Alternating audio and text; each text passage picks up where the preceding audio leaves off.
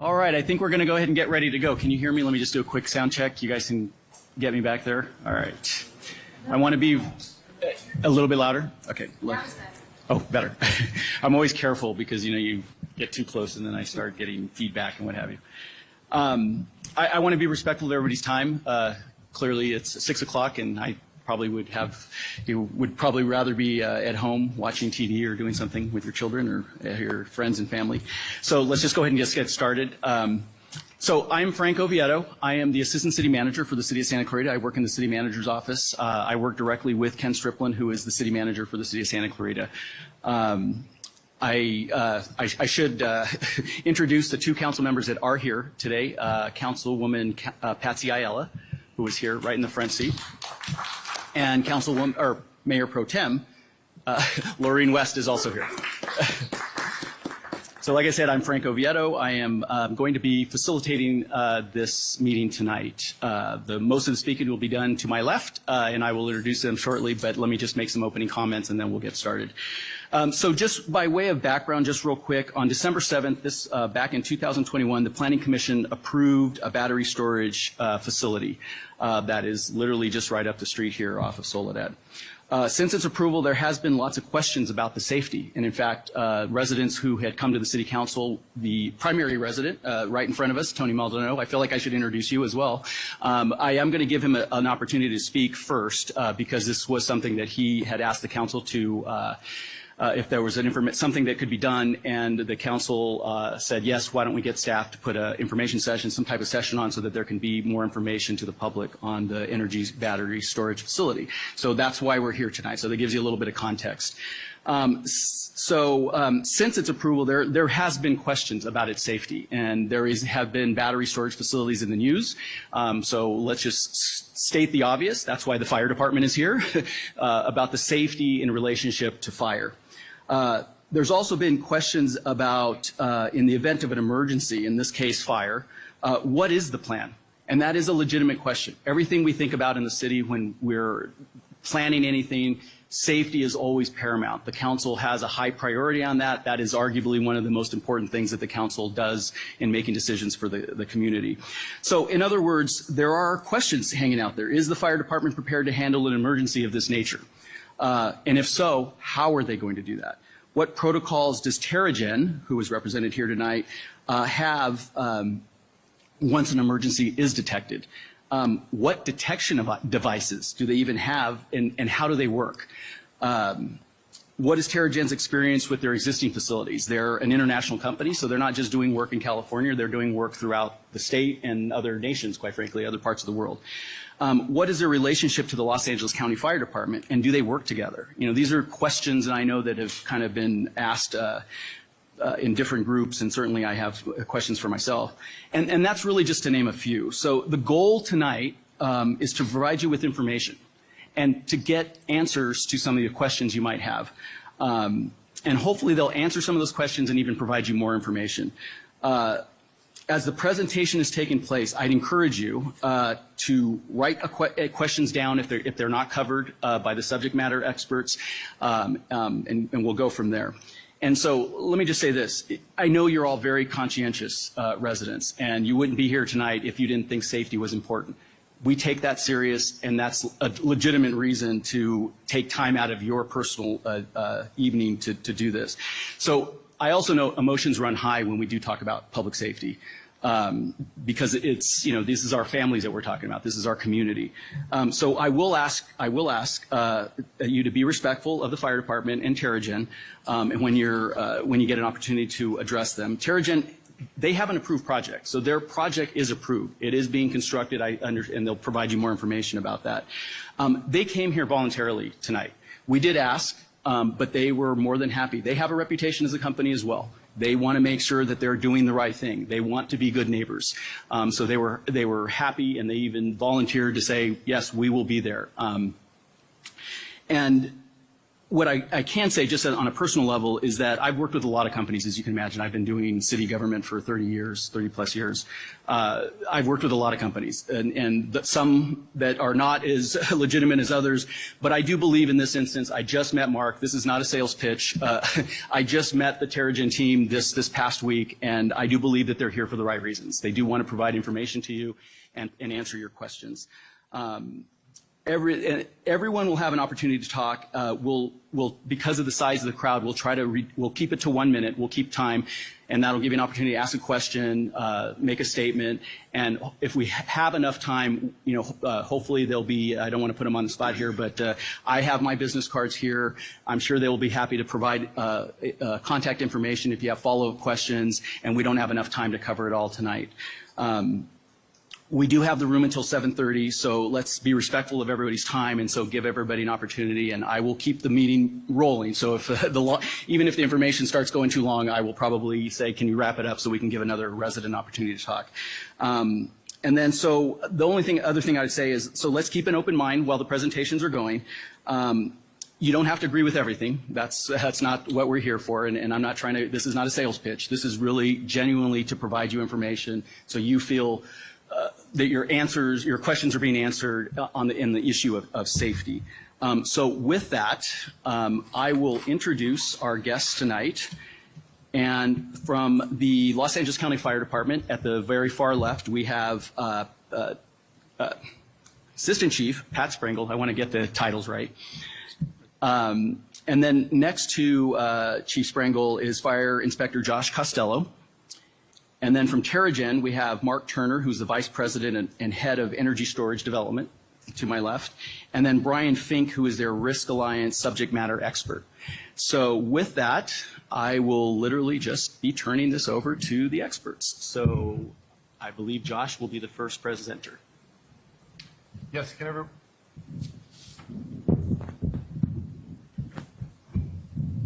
you hear me all right?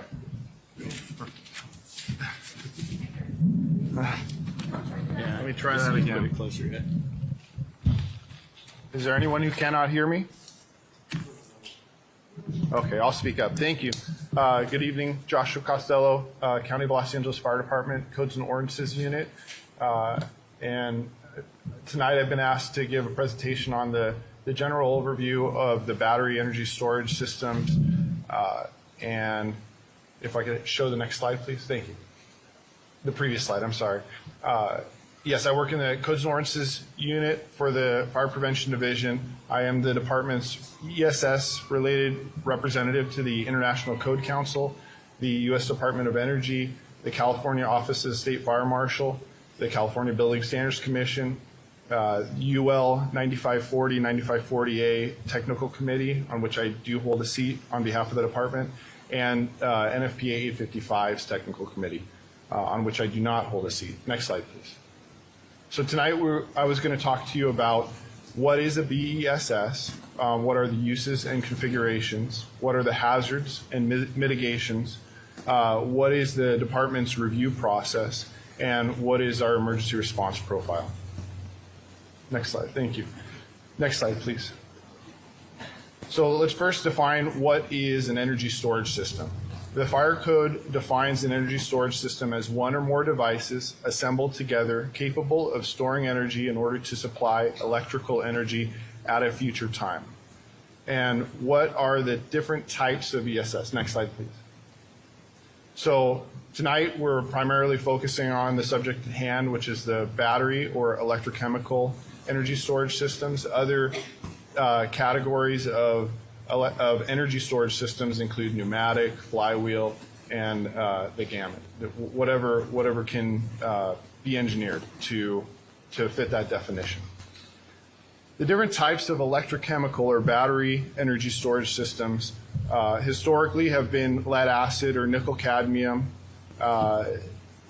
There's obviously the primary category that we see in today's environment are the lithium-ion category of chemistries.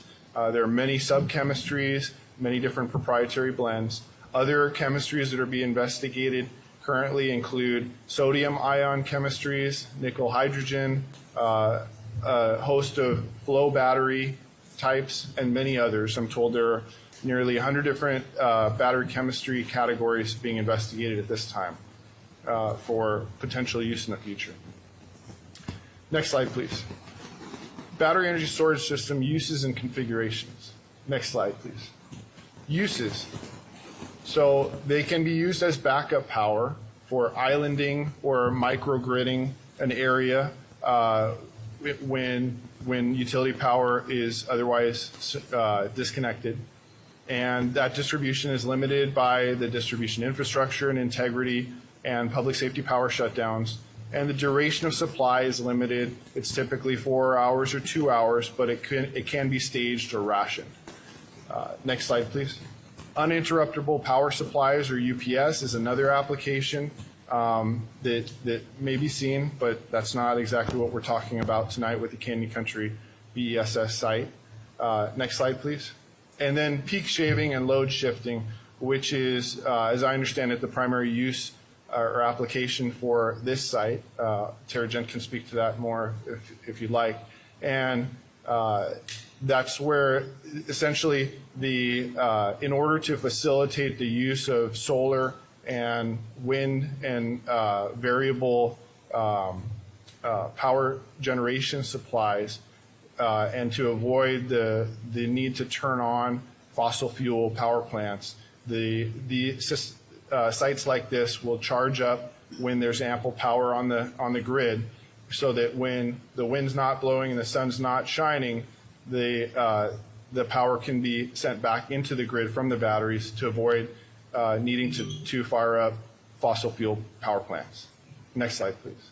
Configurations are largely controlled by or directed by the function, right? The form follows the function.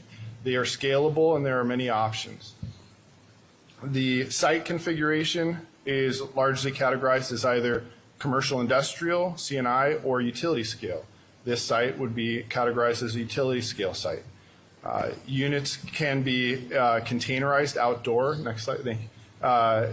Containerized outdoor units like we see in this site, or they can be, next slide, building-based racks, which are essentially similar to a server rack, and they just put many in a building, and we can talk about that a little bit later. I believe Terra-Gen is going to address some of those comparisons. Next slide, please. The other equipment that you'll see on these types of sites are power conversion equipment, transformers, converters, and other power conditioning systems, and possibly substations in order to connect to the grid, the larger grid. Next slide, please. Hazards and mitigations. So hazards include electrical shock hazard, thermal runaway vent gases, which include flammable gases, hydrogen, carbon monoxide, and a host of hydrocarbons, fire and deflagration events or overpressure events. And then these hazards do continue through the site cleanup process after an incident might occur or at the end of the life of the facility. And then they are cleaned up in that process. So to summarize the hazard, they are primarily, if not entirely, the same battery chemistries as we see in electric vehicles on the road today. They also include similar ordinary combustibles as in any electrical equipment and or industrial occupancy. Next slide, please. Mitigations for those hazards include site security and physical protection, first and foremost. The explosion control systems, which is the term used by the fire code, and NFPA 855 for the overpressure hazards. Grounding, bonding, and process controls for electrical hazards, which are primarily the purview of the building department, and the electrical inspectors, as well as the unit designers, right, the manufacturers.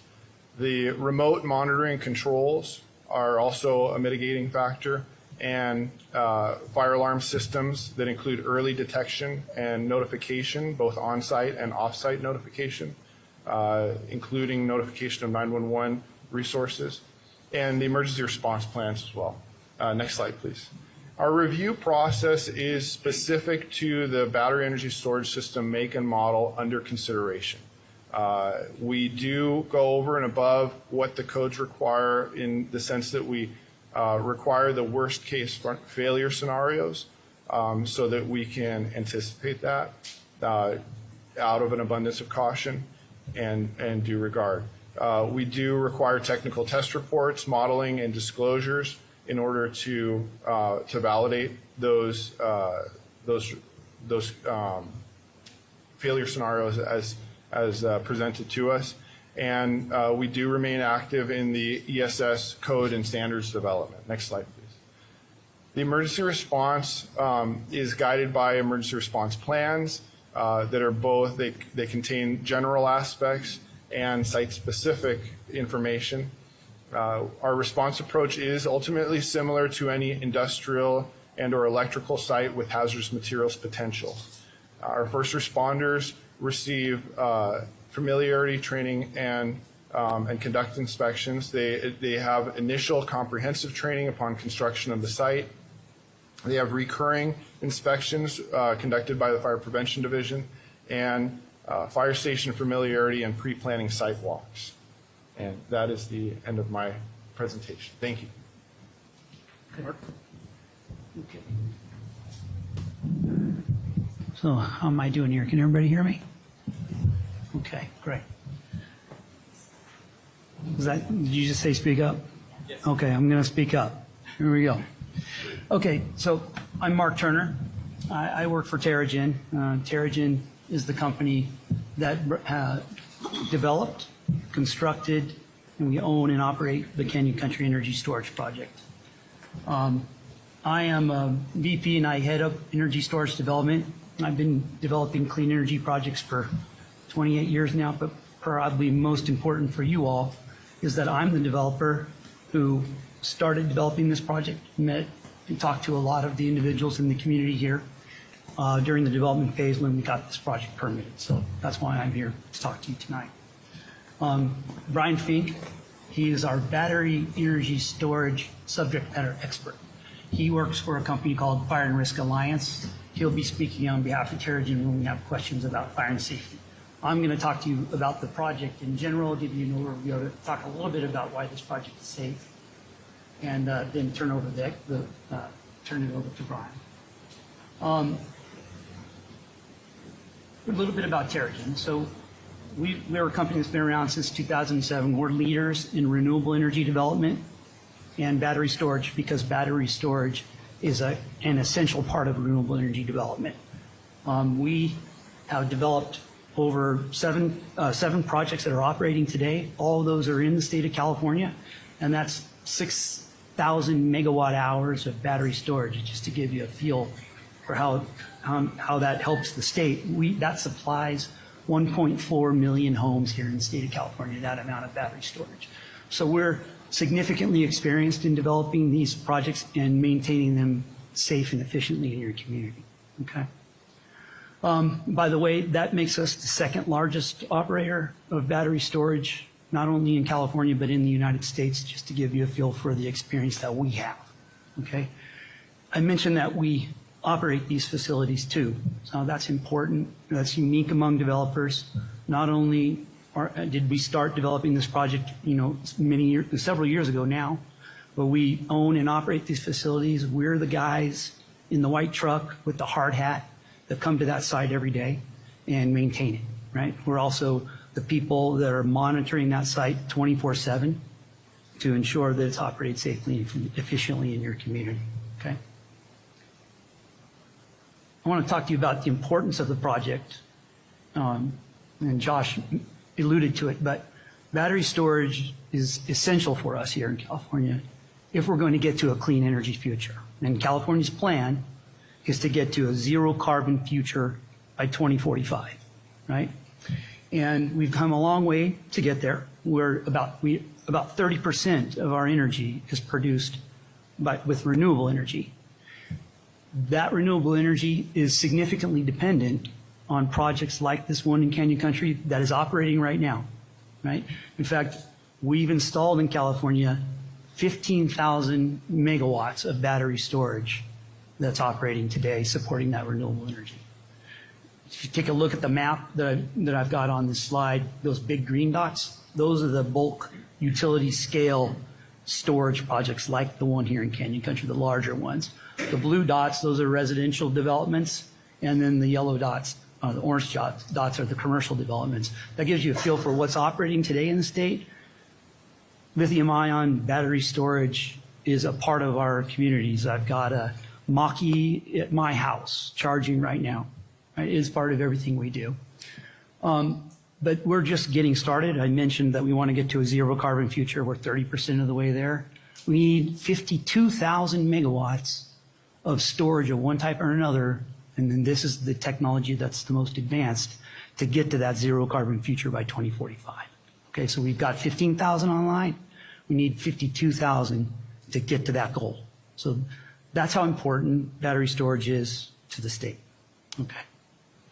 So now I want to give you, describe to you, Josh talked to you about the components of battery storage project. This is a drone image of the project today, okay? And I'm going to use this to generally describe the components of a battery storage project.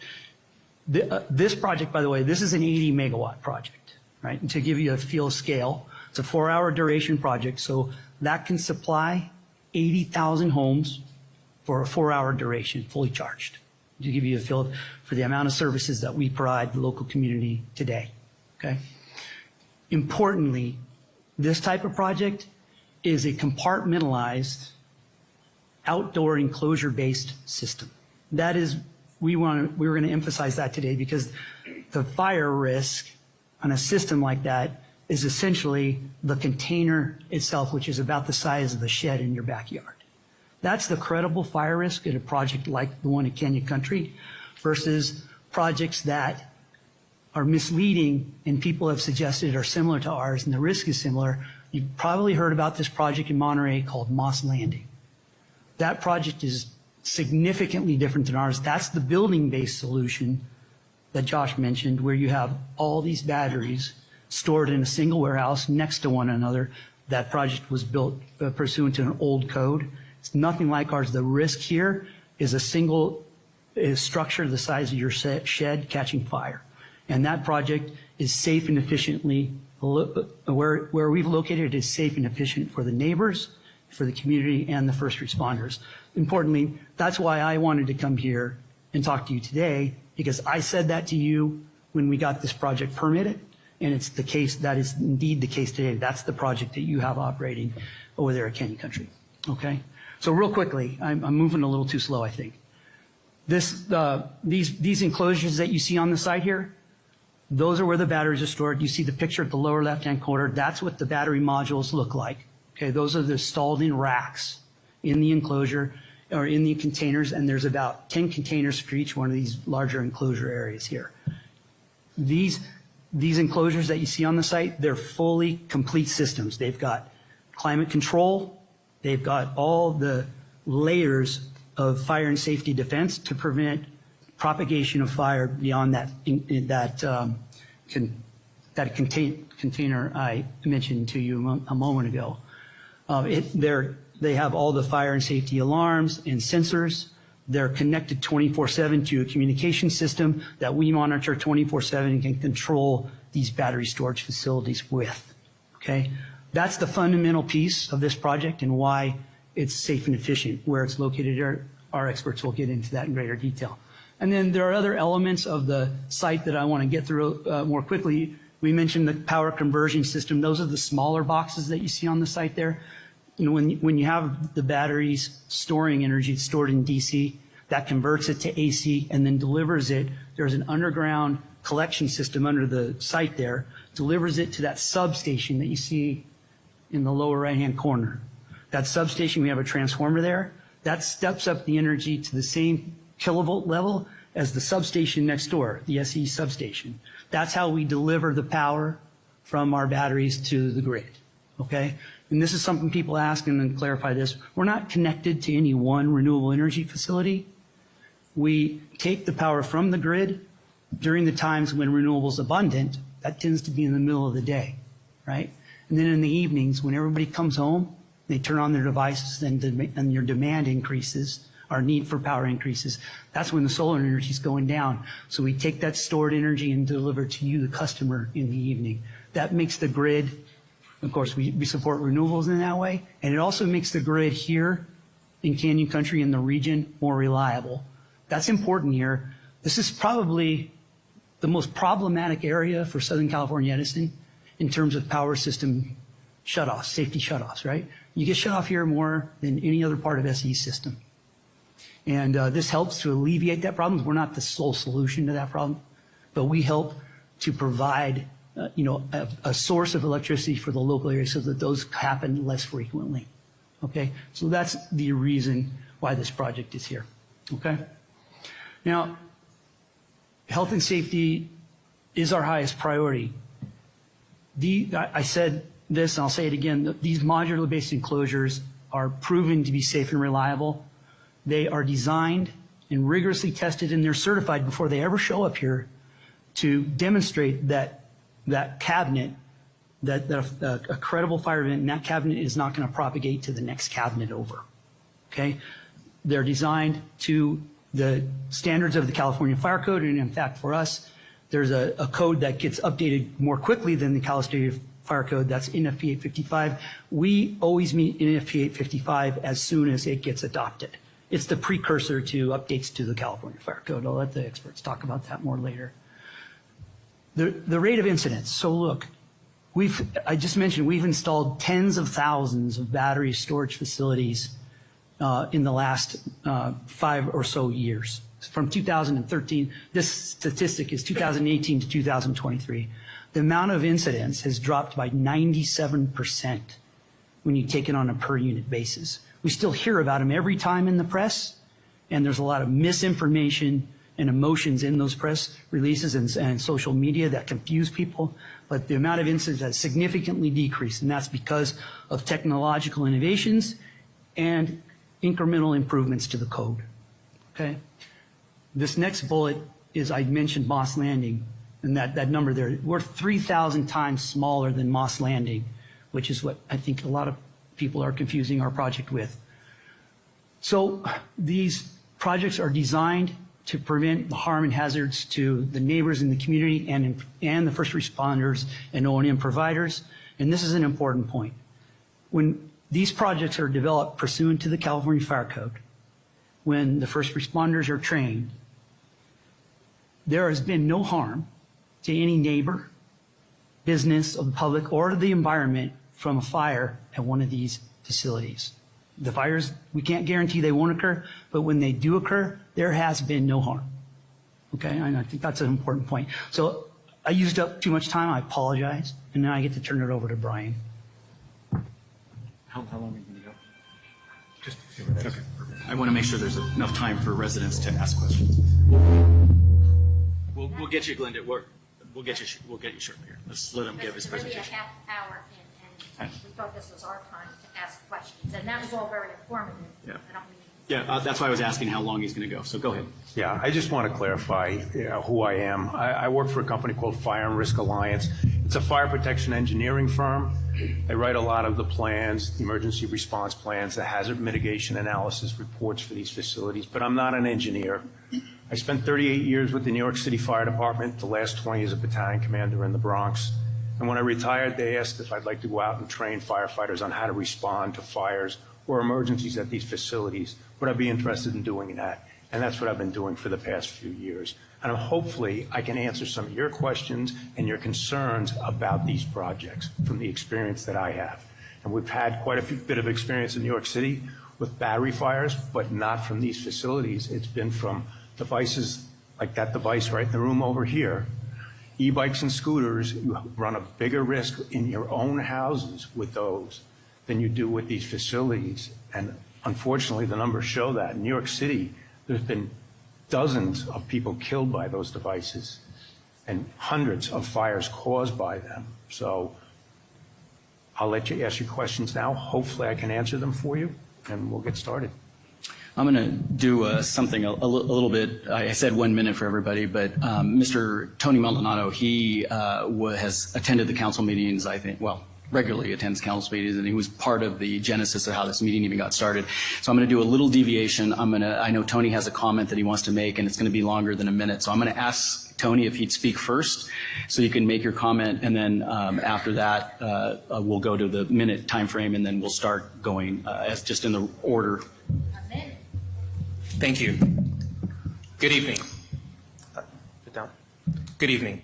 My name is Tony Maldonado, and I'm here as a neighbor, a parent, and a citizen who refuses to be silent while the safety of our community is gambled away. Let me be absolutely clear.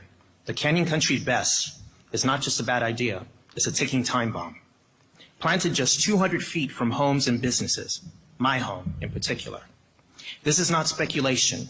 It is a fact, proven by disaster and disaster at best facilities across the country and right here in California. Consider Terra-Gen's Valley Center facility in San Diego County, one that has had multiple fires, including September 2023. A fire forced evacuation and filled airs with toxic smoke. Firefighters could not extinguish the blaze with water or foam. They could only monitor as the built-in suppression system failed to stop the thermal runaway. And this is not, as I said, the first fire at this facility, which is owned by Terra-Gen. But Valley Center is not an isolated case, and there are many around the country, but I'll give you some right now. In 2024, the Gateway Energy Storage Facility in Otay Mesa burned for nearly 2 weeks. In January and again this year, Moss Landing, yes, you are correct, that is the first part of Moss Landing, but Moss Landing has also had fires previously with Tesla mega plants, which are far superior to what Terra-Gen is producing. And that's occurred in Moss Landing and also in Australia. That has left heavy toxic smoke released into the air. It has also left heavy metal contamination in the soil. Now, Terra-Gen will insist that Canyon Country is an apples to oranges comparison, claiming the site uses newer technology. But even as I said before, Tesla mega plants, which has a lot of money, has had fires. In fact, despite the new technology, there is no way to extinguish these fires.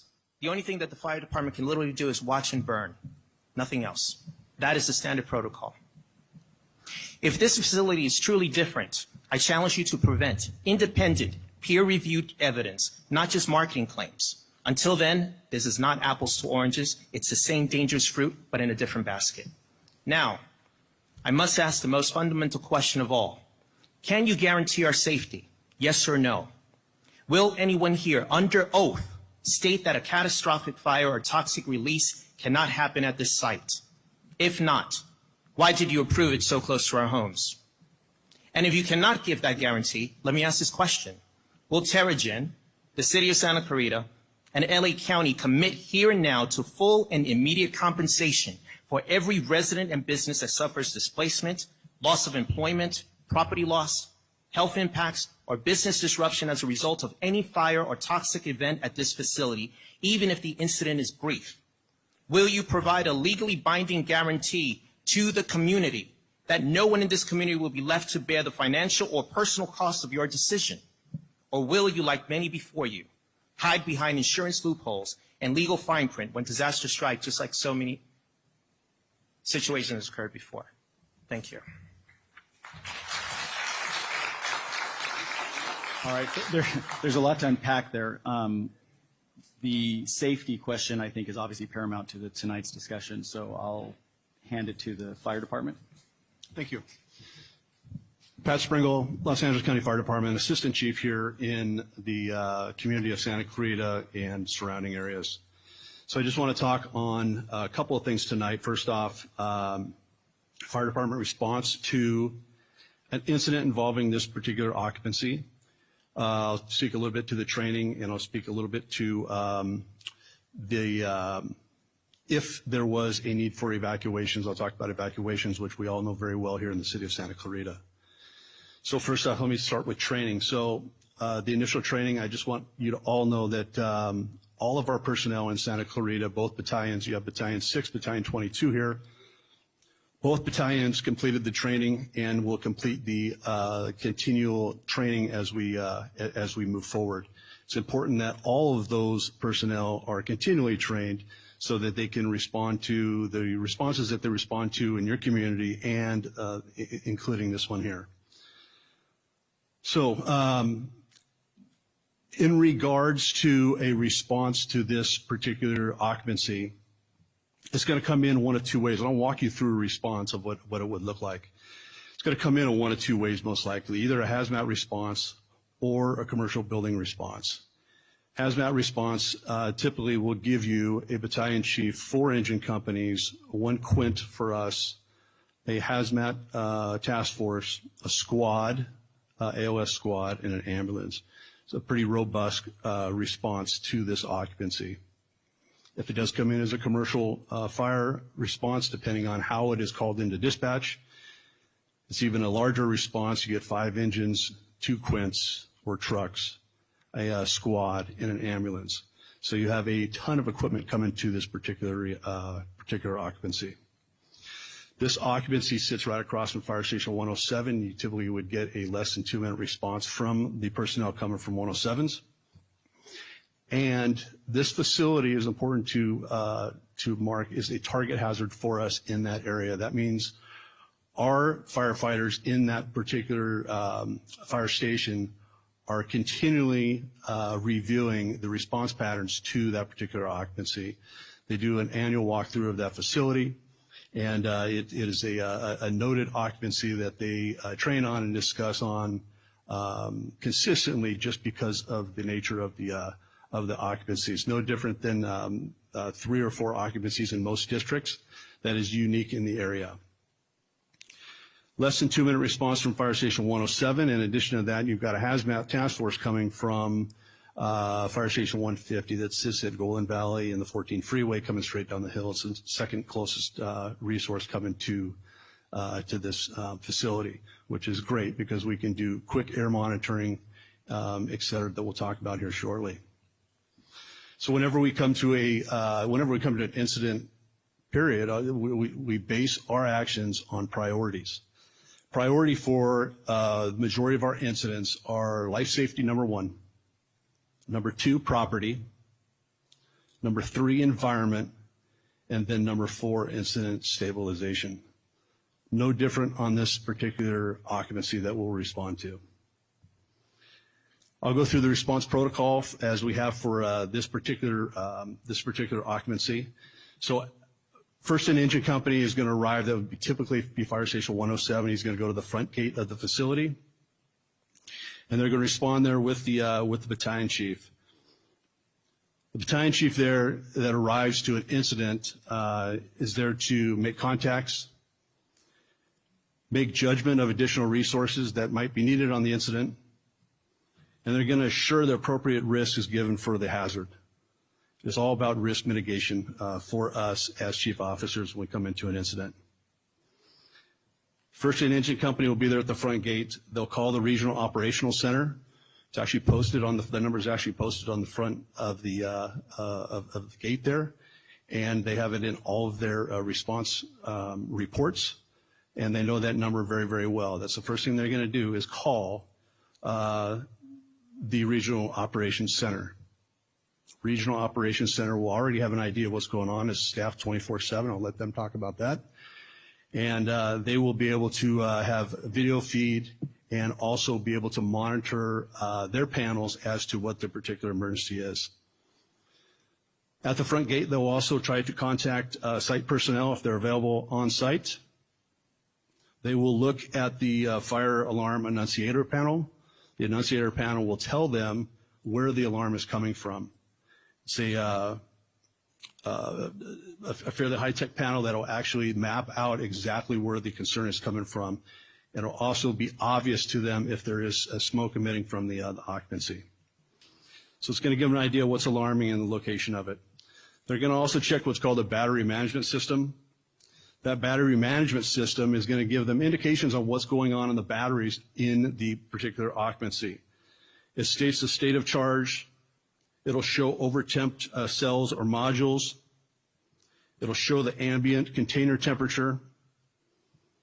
And it has trouble equipment isolated itself, if the trouble equipment is isolated itself.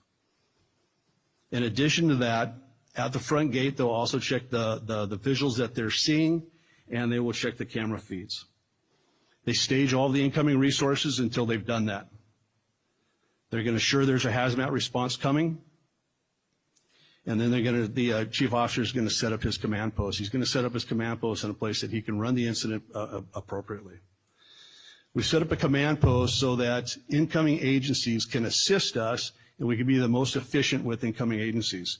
So that includes fire, law enforcement, the subject matter expert from the battery energy storage system, utilities, and then if we need to later on involve Office of Emergency Management, et cetera. It's a place that we can all co-locate and talk strategy. We're going to consider evacuations if there's a need to do that, and we're going to start immediate metering. We're metering air, we're metering leash, we're metering runoff, and we're metering any air sampling or runoff sampling that we need to do.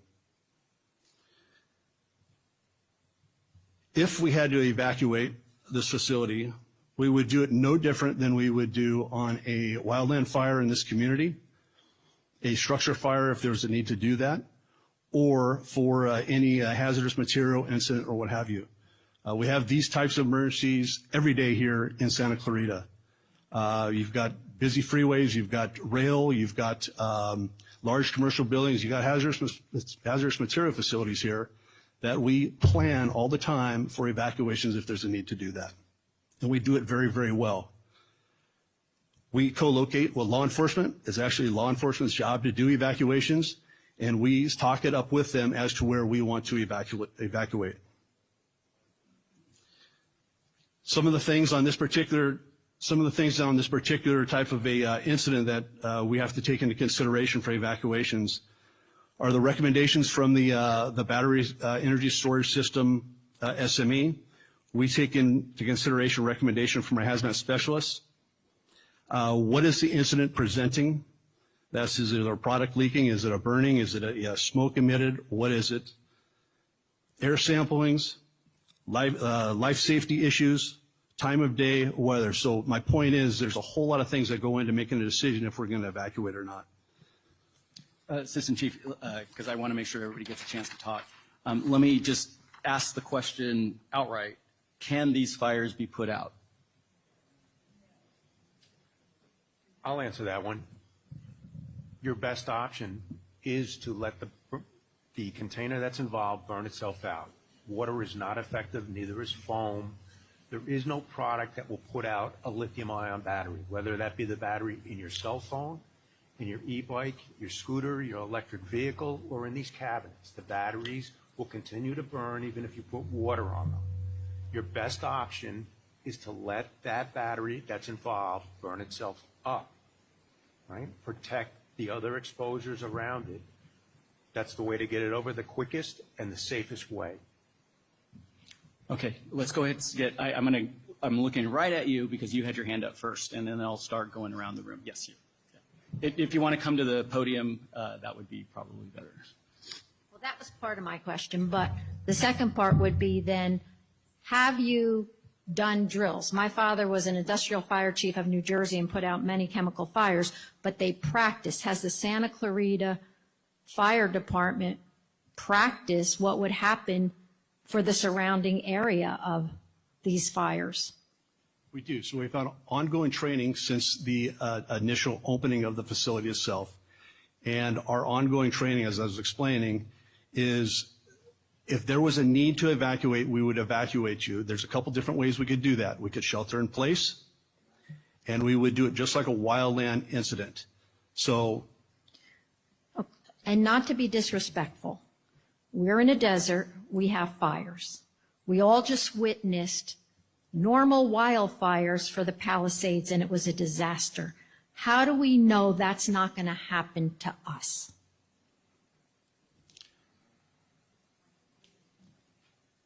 I'm hoping that our residents here in Santa Clarita are going to be prepared to evacuate if they're asked to evacuate. But our houses, because there's 7,000 houses that burn, and there's only 100 permits. And to what Tony said, are you going to put all of us up in hotels, pay what the insurance is? And I'm a realtor. I had to find homes for a lot of Altadena people, and there's still no closure for them with their insurance companies and different things. There are permits. And I think that's our main concern. We've seen this we just saw this happen twice since January. Right, so we're talking about two different things here. Number one was a wind-driven fire with 80 to 100-mile-an-hour winds pushing fire, okay? Yes, So that's a but there wildland was fire. warnings. I'm sorry, I'm Second- here to facilitate, so I want to make sure this Okay. isn't, because there's a lot of people have questions. Yes. So let's ask the I'll question, let finish them with this. answer. I'll finish with this. There were many warnings before then. Somebody just read it on the radio today about the warnings of 100-mile-an-hour disastrous winds. We in California, not just you guys, all over, we should be prepared for fire and earthquake. It's not, I heard on the news, unprecedented. It's not unprecedented. We live in a desert that has fires. Thank you.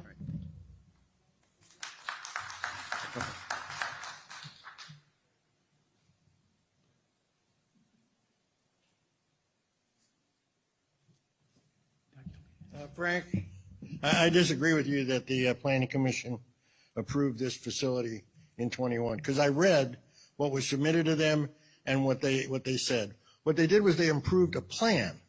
And in that plan, there were answers from Terra-Gen. One of them was that the code requires a fire remediation system installed, and that system is supposed to be checked, and there's supposed to be a report, and there was no way that system could have been defined at that time, because the plan also said that the facilities and all the equipment wasn't going to be determined until permits were filed. So my question for you, Frank, is when they filed the permits with the city, were all those things, are those plans, procedures submitted with them, and can you make them public? They would be public. They go through the building department. But they don't exist, do they? Yeah. Well, is that the question? Well, do they exist? Yes. Yes. Yes, they do exist. They do exist. And I'll let Terra-Gen, because the developer is here, he can Well, tell you the process. if they exist, why isn't there a fire remediation system installed? Okay. Is that the question? I can answer that. They're ineffective. That's why they don't install them. When they first started building these, they thought that would be a good idea. They do not work. Then why did you tell us you were going to do it? You know, this is the same as every other thing that we get. Whenever someone comes to a proposal to the city, we get this grandiose plan about all the wonderful things that are going to happen, and then when you build it, you don't do it. So if there is no fire remediation system, and if the Planning Commission approved it with a fire remediation system, why are we allowing it to occur? Okay. The questions, there's a lot of other questions, Al. Doug, I think I had you next. Yeah. So the fire remediation is done through the design of the equipment and the detection equipment that's built into it. That's not what remediation, that's not the definition of remediation. It is. It is. No, it isn't. Well, you're looking, well, I think you're looking at an extinguishing system. Al, Was when the fire department said they would walk through the thing once a year. We haven't heard anything other than saying, everything is wonderful, don't worry about it, please design it well, it's very great. Al, we got a lot of questions. We have a lot of questions.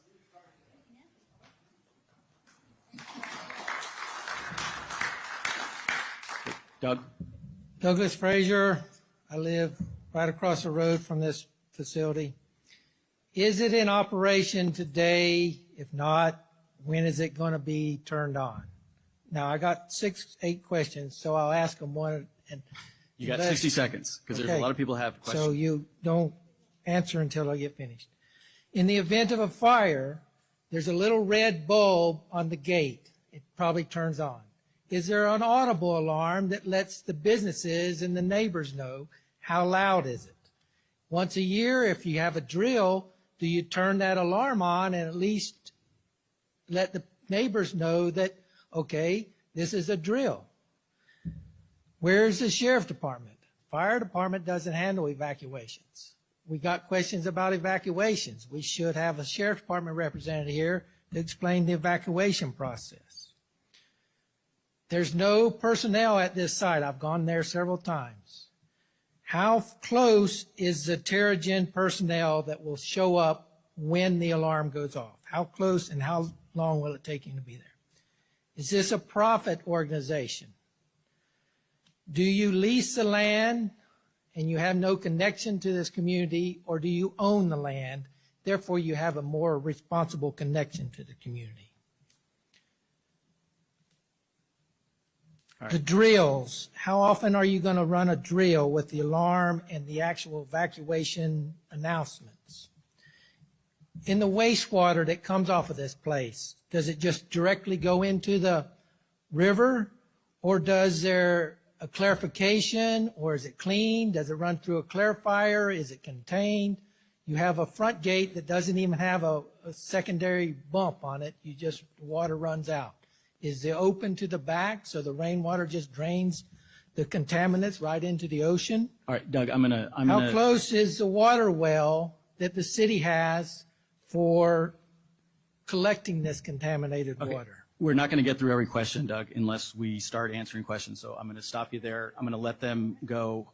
And the first question is, in the event of fire, is there an audible alarm? Yes, there's an audible alarm. We just had a test of that audible alarm this month. So yes, that does happen, and we just tested it. Did you hear it, Tony? Tony lives right next door. He doesn't hear it.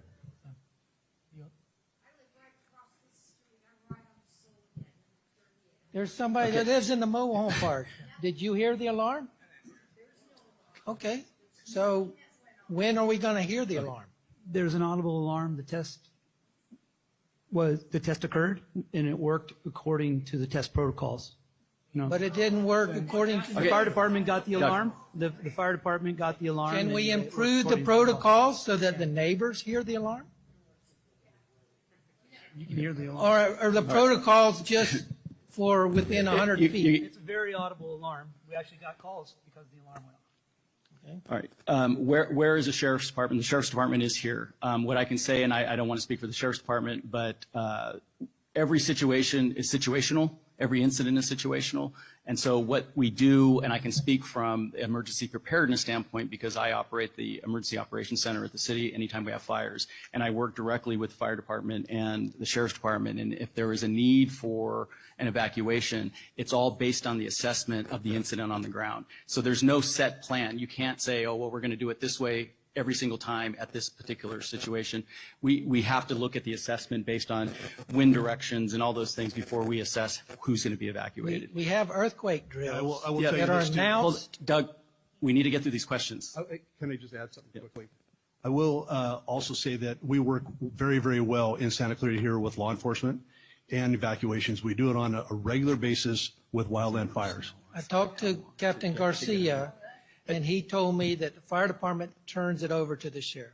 So I was expecting a sheriff So I will personnel. complete my answer, and I'll say that law enforcement and fire department are going to meet at the command post, and we'll work hand in hand, assuring that those that need to be evacuated will be evacuated, or those that need to be left as a shelter in place, which is usually our best option, especially on most commercial fires and what have you, depending on what's burning.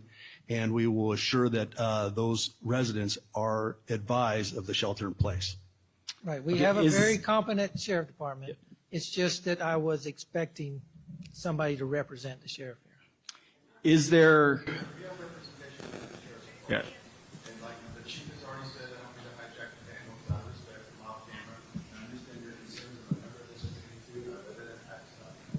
Okay? I understand the potential lithium battery storage, if it catches on fire, much like the civil unrest with the Waymo, lithium batteries have a hydrogen fluoride gas that's toxic. Guess what, folks? We're going to have a rapid response. Respond with chief spring, we have constant communication, CPIO and the fire department, information out. We're going to communicate to the public. And we're going to do the evacuation work. That's right. We're in charge of the evacuation program. We're going to designate a place. I think of two places off the top of my head.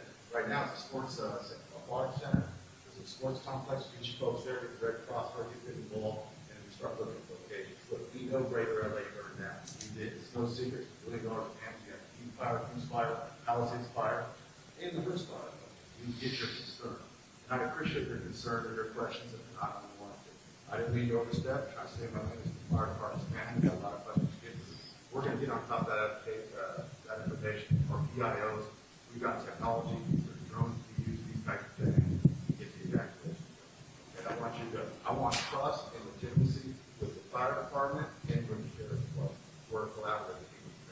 Thank you. That's very informative. Is there the other question was, is there personnel, how long at the site, and how long would it take in the event of an incident for them to arrive? The facilities are monitored 24/7. That is done via a remote command center. So we see what's going on in the project from a remote location where we have Terra-Gen staff operating 24/7. The site is designed to be operated remotely, meaning that there are times when people will not be there. There are operations and maintenance staff members visiting the site on a regular basis to maintain and operate, make sure the facility is operating safely and efficiently, but it is designed to not have people there at times. Is it in operation now? It's Or in when does operation now. It's been in operation since November. Do you own or lease the land? We own the land. Okay. Where is the closest city water well? And how is the contaminated water contained or? Yeah, I don't know exactly where So the city water I well. will speak to the water runoff. First thing we do on a hazardous material incident or any incident, something like this, is we're going to do water monitoring of our runoff. It's very, very important to us. They do have the riverbed, the dry riverbed behind us, so we will dam and dike or whatever we need to do to make sure that the water is held in a certain place until we can get rid of it. It's no different than a hazardous material incident that we would handle any other place here in Santa Clarita. Yeah, so I should add, so someone, I forget the gentleman's name. Tony. Tony mentioned that we had a fire. We've had one fire at Valley Center, by the way. I can clarify that later. But when we did have our fire at Valley Center, we had air emissions monitoring from the fire department. We had air emissions modeling from the air district. We had soils monitoring for that fire, and we had water runoff monitoring. No measurements of any levels of the air emissions or on the ground or in the water above health and safety standards. That is the case in every single one of the fires that have occurred on these enclosure-based systems, not just ours. That's our personal experience. That's the case. There have been no contaminated waters associated with these projects, fires at these projects. Okay? Go ahead, come in. I'll get you here. Let me get you next. I have her back here. She had been waiting for. Hi, my name is Ruthie Brock, and can you hear me? Did it get turned off?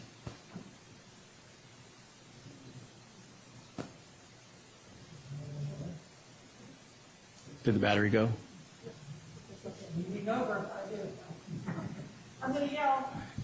Okay, my name is Ruthie Brock. I live in Acton, but I grew up in Santa Clarita, and I still have property in Santa Clarita.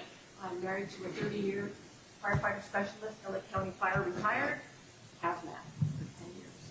So we are facing a battery storage issue. I am here to support Canyon Country, and I want to ask a few questions. Terra-Gen, Mr. Turner, you had 2 events at Valley Center. One was 1 month after it was opened, April of 2022, and another event in September of 2023. That one triggered an evacuation and that full response. Yeah. I'd like to know what the response was. Also about your Edward Sanborn. Thank you very much. Your Edward Sanborn facility out in the Mojave Desert has a combination of lithium iron phosphate batteries and BYD long duration energy storage batteries. I don't know if those are a blade that's sodium ion or if they're LFP. I don't know. I didn't find that information, but that facility opened in January of 2024, and by July it had 3 events. And the reason why it didn't trigger evacuations and shelters in place is because of where it was located out in the middle of the desert, which is where these things belong. When you talk about Moss Landing is indeed old technology. It's lithium ion. It's located in a huge repurposed building that was PG&E's facility. And yes, it's dated by today's standards of how they do things. But when it was built 2 years ago, it was the latest and the greatest. 3 years ago, I'm sorry, 3 years ago. It was the latest and the greatest. It had 2 events that were minor, but resulted in shelters in place and evacuations, closing of Highway 1. All right, so fast forward to Moss Landing, January 16th. They lost 80% of the 300 megawatt facility. You said that facility was 3,000 times the size of your 80 megawatt? No, it is not. If you're talking about the Elkhorn in addition, and you add all three of the Tesla, the Vistra facilities, all three of those. Ma'am, we got to get to a question. Okay, listen, I'm educated, so I think these people want to hear from me. When a containerized system is built, and yes, under UL 9540A test standards, with a 12-mile-an-hour wind, it will not spread to another container. And the reason why they test it at 12 miles an hour is so it doesn't falsely cool the battery and give false test methods. But in this area and in Acton and any place in the desert, you're going to get winds that exceed 12 miles an hour almost on a daily basis. So you have the chance for that to go from one container to the next. But even if it doesn't, because actually when it doesn't go to the another container, all it does is mitigate your losses as a developer. One container, 1 megawatt worth of container, if that burns, that's enough to trigger a major event, and it's enough to off gas and provide danger to this community. I don't know why you would put that there, other than it nicely hooks up to a conveniently close by distribution substation. I don't understand your citing. And in fairness to the in fairness to the Santa Clarita Planning Commission, there wasn't a lot of historical events to draw from. There wasn't a lot of information out there in 2021 when they made their determination to pass this project. I watched the hearing, because it was during COVID, I watched it on video, and I watched them ask some of the right questions. And they asked, is this facility, if it burns, is it like a regular house fire? And of course, Terra-Gen answered. I don't know if it was you, it probably was. Of course, it's like a regular house fire.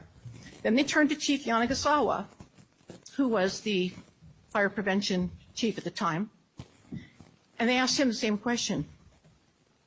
And the chief hesitated, and then he answered, well, this would be like any other hazmat event that our department would go on. That's not the same answer to the same question. Hazmat event and a regular house fire are two different things. And the reason why it might be compared to a house fire is because of the fire retardants that they're putting on furniture nowadays. If a couch burns, it's got fire retardant in it, and it creates the same HF, hydrogen chloride, all the same things. So don't be kidding these people. These things burn, they're toxic, and the reason why you don't put the water on them is because it just makes the batteries that aren't involved become involved, because they short circuit and then they burn. And it creates a toxic runoff. So why have toxic runoff if you don't need it? You're just going to protect the adjacent exposures, right? That's what the department is going to do. You're going to protect adjacent exposures. You're going to let that sucker burn. And that's the way Chief Maroney said that they're going to handle it. So anyway, what are the root causes for the fires that you had at the Valley Center BES? The two events you had, and then what was the root cause for let's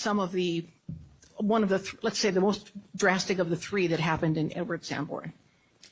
So the one fire that we had in Valley Center, the first event was an emergency dispatch the fire department was dispatched. That was the water-based fire suppression system malfunction, did not result in a fire, but they were dispatched, okay? So it was called a fire in the press. That's what you're reading and referencing, okay? The second event was a thermal runaway event that occurred within one of the modules, right? It lasted about an hour. And the layers of defense that we generally describe to you, they worked. And that fire was out within an hour. The fire department was dispatched. They were gone within 4 hours. Out of an abundance of caution, the fire department, we had a hearing like this, volunteer hearing, where we came back to the community and talked to them about the situation. That's in the press. You can read about that as well, too. I think there's a video on it. At that meeting, the fire department acknowledged that out of an abundance of caution, they implemented an evacuation plan, first time that they needed to do it, and it was they acknowledged during the meeting that it wasn't necessary, but in abundance of caution, first event, they decided to do that. It was stood down immediately after the fire was out. So that's the event we did have. I think I'll let my subject matter experts explain evacuations based on emotions rather than science. That's not my purview. I'm not an expert, but I'll ask Brian to maybe fill in from there on that point. And I commend you on how much you do know about batteries, but you don't have it all correct.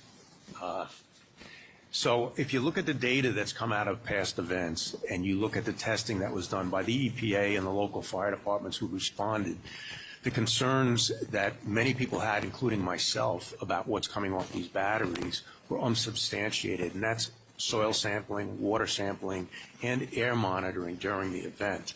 If you read and I can give you at least 5 reports that were conducted at fires like this, some indoor facilities, some outdoor facilities, and that they did not support what we all thought was going on. And the comment about it being like a structural fire, a house fire, you're absolutely correct. House fires have a lot of contaminants in them. Think about what you have in your houses. You have batteries in there. Car fires, if you don't have any batteries, but most people do, many people are putting these batteries inside their garages, which is a much bigger problem because it's indoors. When they're outdoors, much of these chemicals, when you drop a drop of water in a big pool of water, it dissipates quickly, right? Same in the air. These fires are the same contaminants that we're getting in structural fires and vehicle fires all the time. But we're all going to keep driving our cars. We're all going to still live in houses that can burn. It's the same smoke contamination, and the same thing can happen. You mentioned New York, and you mentioned the people that have died. Absolutely. 18 people died in 2023 from micromobility devices. That is correct. And most of them died from the gases. Because Hydrogen fluoride. Correct, because it was indoors. Right. This is why, in my opinion, they should not be building indoor facilities. Only outdoor facilities, because you don't have that accumulation of HF. They should not be using lithium ion and their subtypes. Unfortunately, that's the only one that gives you the energy density to make these things No, it's not. I mean, they're work. scaling up on lithium. They're flow battery, iron flow, iron air, sodium ion. All right. You know that. And hopefully they become better, but they're not there yet. We're going to take another question and we'll let it evolve, but I want to make sure we get as many questions as possible. 3 questions, okay. My name is Kathy Pizzillo. 3 questions. Santa Clarita, we tend to get hot temperatures, sometimes well over 100. Sometimes they can last day after day. Let's say they last week after week. How does that affect the batteries? Second question, do you have video surveillance of your operation here? And third, probably more a question for the city, is there something that can be implemented like the Amber Alert system so people in a geographic area, if there is an episode, that our cell phones go off, something to notify us that we should get out of town? Because all of these events that are happening that are horrific are one every 100 years, or it's never going to happen. But what if you do have an explosion? You do have a fire. We have horrific winds at the same time. It's a perfect storm. It would maybe make some people feel better if there was some alert system.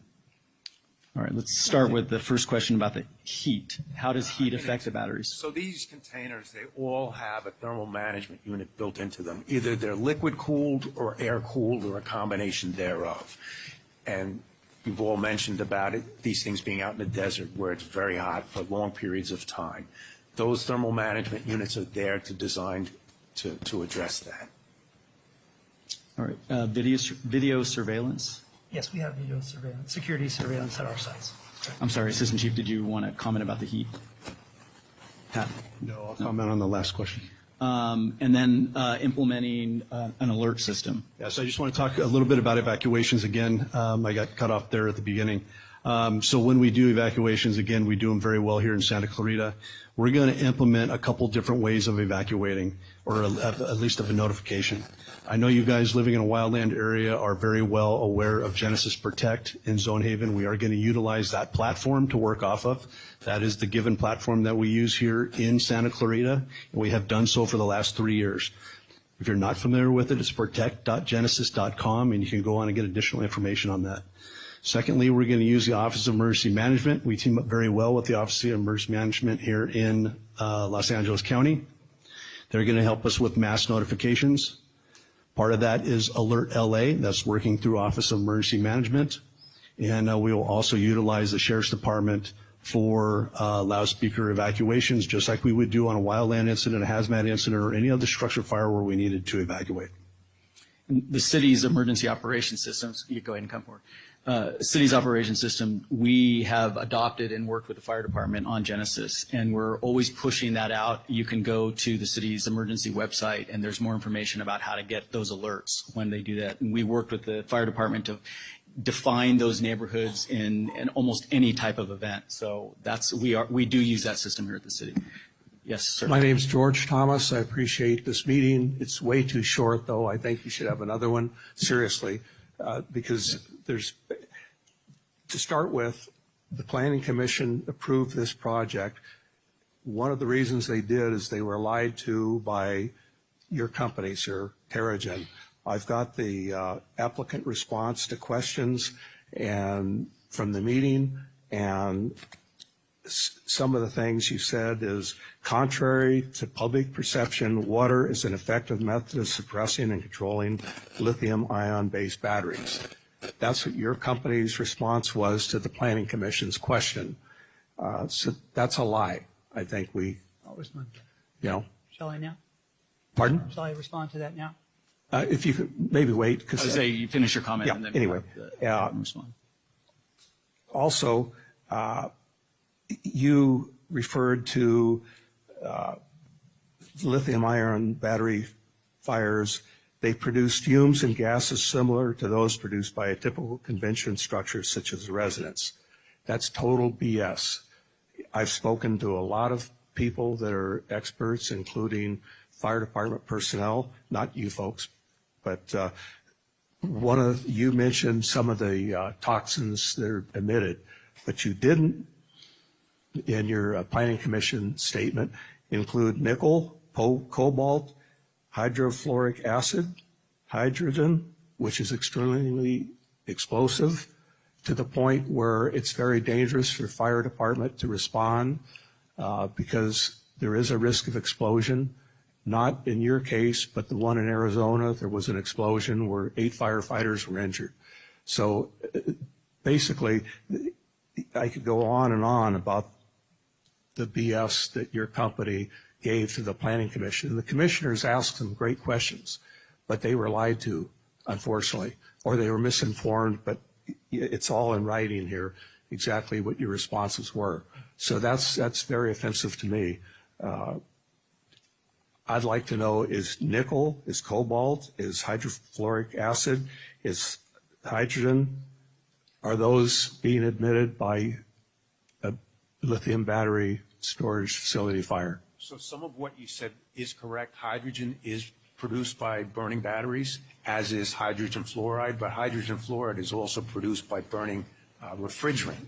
So if you have your air conditioner on fire, your car on fire, it produces HF as well. Now, if it's outdoors, it dissipates rapidly and it changes its form. When it's indoors, it's a problem, right? Because it cannot dissipate and not change its form.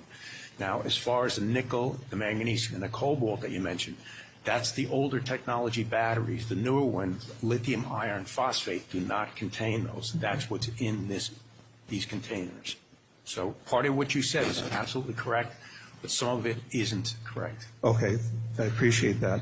But is hydrogen being admitted? Yes. And is that extremely explosive? It certainly is, yes. Okay. And it's very dangerous to firefighters? It is, and that's why they receive training. I trained the department here, and that is what I key in on, is that they have to be aware of that, and they know exactly One of the how to other handle concerns that I have is the water agency was never involved in this decision I spoke today to Matt Strong from the Water Agency. He said they were never informed.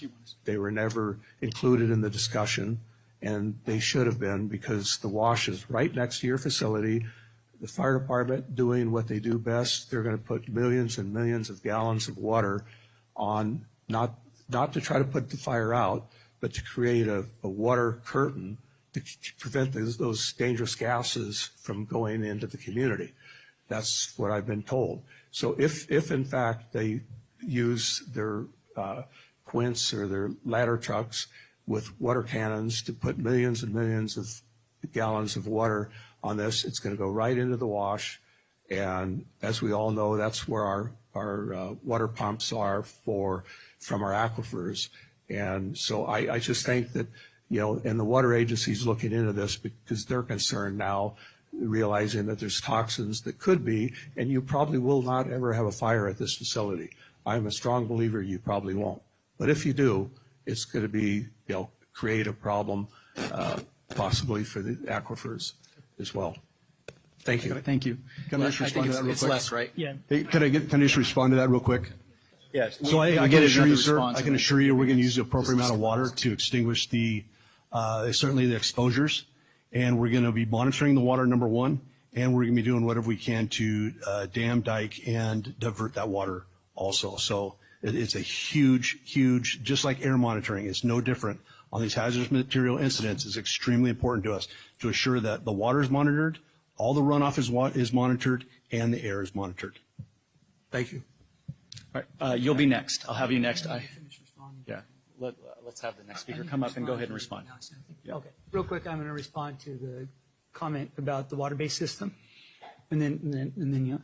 So the gentleman suggested that we were being untruthful when we said that water-based systems worked. At the time of the commission's hearing, we had water-based systems we operate projects with water-based suppression systems. They work to suppress a fire in a module, right? They inundate the module, and they can put the fire out in a module. However, they have flaws, and they're not being used by the industry anymore. And I'll let the subject matter experts fill in anything I say slightly inaccurate, because I'm not an expert. But ultimately, the problem is that they can also cause problems, like happened at Valley Center. The first incident we had at Valley Center was a water-based system going off unexpectedly, causing damage to the modules, right? You don't want that happening. So that's a problem with those water-based systems. They also did do their job when we did have a fire at Valley Center of stopping that fire quickly. But again, they're inefficient, they're unpredictable, they can cause problems, they're not being used anymore.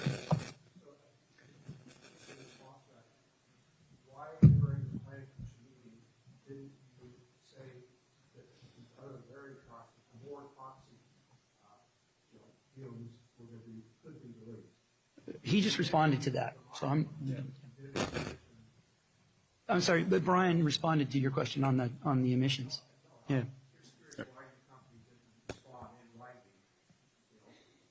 Well, so my subject matter expert at the time did respond. What you're referring to is my subject matter expert's response during the Planning Commission hearing. I think it's accurate. Unfortunately, you don't agree. That's fine. But so there you go. Go ahead. Evening, gentlemen. Len Unkelis. Oh, cool. I'm just an average schlub with a lot of tech background. I've been in tech for about 50 years now. What I hear is, yeah, we have monitoring. Yes, we have, whatever. It's monitored 24/7 by people off site. Having to deal with situations like this, although not emergency, you have, say, cameras sitting around. Do you have backups to those cameras? You have backups to those cameras. Okay. You have local enunciator panels. Do you have redundant local enunciator panels? Do you have connectivity to whether you do it over the internet or a private communication link? Do you have backup to a backup of those? Okay. Diverse routes, diverse carriers, various ways, because if this piece of fiber or cable or whatever gets burned up, there goes your communications. Got to make sure you have a high-speed cellular or some other thing, and then a backup to that. Okay? The idea is get as much info, because the truth is, especially if the fire's at night, okay, you're going to have, you say you got cameras. Okay, great. You're going to see a great big glow, maybe, through a whole cloud of smoke. Not telling you much. So we've got to have multiple views, multiple sources of information simultaneously, so we can see as much as possible in as short an amount of time as possible. Drones, you've mentioned it, all of that. That has to be there, and we have to see assurances, we as a community have to see assurances that stuff is in place, and maybe even, if it's even permissible, to do a tour so we can all cast our own eyes on it. Say, hey, I see that, I see that, I see that, I see that. Especially tech schlubs like me. I look at stuff like this. I go into a store, I go into a stadium, I'm always looking at cameras. I'm always looking at everything. Probably because if I want to do something wrong, I want to try to find a way to not be detected. But it's a matter of information, because information is what helps you guys do your job. And deputy there, that's critical, absolutely critical. And that's about it. I think most other people in this room spoke to what I was originally going to speak to, so I had to come up with something else. So thank you. So, yeah, Please, sir, come forward. so real quick, yes, what do you want? Yeah. Well, yeah, please come forward, and they're going to respond to some of his comments, and then I'll let you ask your question. I have a fairly simple question. Oh, well, hang on one second. If you have a simple question, ask it, and then I'll just let him go. Yes, it's right. I think it's pretty simple. One of the first things I thought about when I came in here to ask about is, why this location? Is this the only place that this had to be built, right beside buildings like this? Why? All right, I'll let you answer it, Mark. I did, when I gave a presentation, I explained why we chose this location and the benefits it provides. I also showed a map of California, of the locations where these facilities are installed. This is not the only facility in California. There are many facilities located very similarly to this one throughout California. Because you have to do that? So I alluded to the importance of these facilities. We've got 15,000 megawatts installed right now. The state, when I say the state intends to install a total of 52. So we really have a lot more work to do. Secondly, what we are describing to you is a facility that will operate safely and efficiently in the location here. If there is a thermal event, a fire, unlikely that it will happen, but it can. If it does happen here, we have designed a system that is safe to operate here. And the fire department has training that started during construction and will continue every year. We offer it every year or whenever they ask for it, so that new firefighters coming in are trained, right? New first responders, I should say, because you can't include the police department. Because all of the research that you have done and looked at the various locations that you could put it anywhere, it doesn't just cover Canyon Country, right? I mean, it's the whole Santa Clarita area, right? Yeah, this supports not just Canyon Country, but the Santa Clarita area, the region in general, right? Mm-hmm. There are other facilities throughout Los Angeles County installed right now doing the same thing in similar locations. Okay. Or throughout the state. That's happening. Okay? But what I'm emphasizing is that the notion that we've installed a facility here that's not safe is inaccurate. I know everybody is concerned. You hear a lot in the press. It's inaccurate to compare us to a facility with 3,000 times the megawatt hours of battery storage operating in a warehouse that where the credible event is that warehouse. Here, a credible event is the size of the shed in your backyard. That's what we've been trying to say to you here today, right? And so that's okay. I'm going to stop, Mark. I'm going to stop you because I promised I wouldn't make this a defense of their system. I want to answer questions. And Glenda, you were back there, and I want to make sure I get you, and then you're next, and then you'll be next. Okay. A lot of these questions were answered. And Glenda, can I interrupt you just for a second? I just checked. We have the reservation until 7:30, but we can go until 8. Good. It should have been longer, but okay. So you said you're going to bring in hazmat. Perfect. You're going to evacuate people. Perfect. You're going to put a stay in place. Perfect. How long is that stay in place going to be? What are they going to do to the young lady was saying to our, let me see where I put it. I lost it. The value of our homes. I was asked if the city could put retardants around the adjacent structures. I know that you said that you guys, we have 107 next to you guys, and the sheriff are there for us, and I love our sheriff department. However, during the Tick Canyon fire, we had nobody there, and the houses were burning. So if we have houses burning up the hill, how do we know that over here we're going to be safe? That's one. How do we know? How are you going to put it out? You got to let it burn out. Okay? Stay in place. How long? What do they have to do? Do they have to close up their windows and put all kinds of tape there and doors? When they come out, what's going to be out in the atmosphere? Will they die from that? Very high probability accidentally. Frank, why do we have to have these here? Everybody here is saying the same thing. We don't want them here. Take it out to the Mojave Desert. Nobody has asked for them. Nobody was notified about it. Tony, who lives across the street, just got the notice. In fact, I told him because I heard about this on next door. Nobody in this area was aware of it. Nobody. So we want answers as to why for all those questions. So first of all, you know, I'm speaking a little bit for the city's process here, but I understand, you know, we had 1,000 foot, is that right? 1,000 foot notification period. I visited anybody and everybody who came to the commissions. I went to people's homes in the mobile home park 750 feet away and sat with hours with the people who were interested in the project at the time. So it was we had 2 public hearings at the time. Nobody was, so we were there.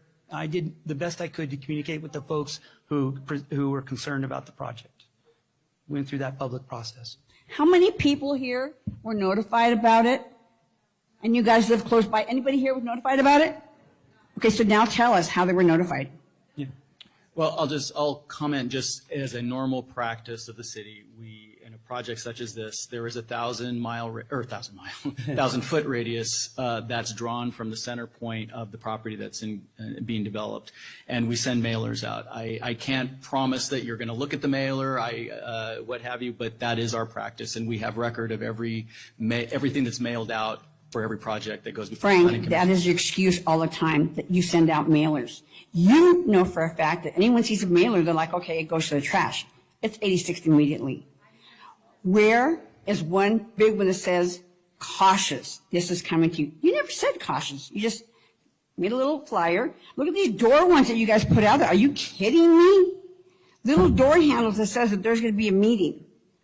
Seriously, come on, Frank. We need to get rid of these, and you know it. You and Ken. You know it. The city commissioners, like George says, not everything was answered. Not everything was answered. And you guys can say, yes, we do this and we do that. You know what? We need proof.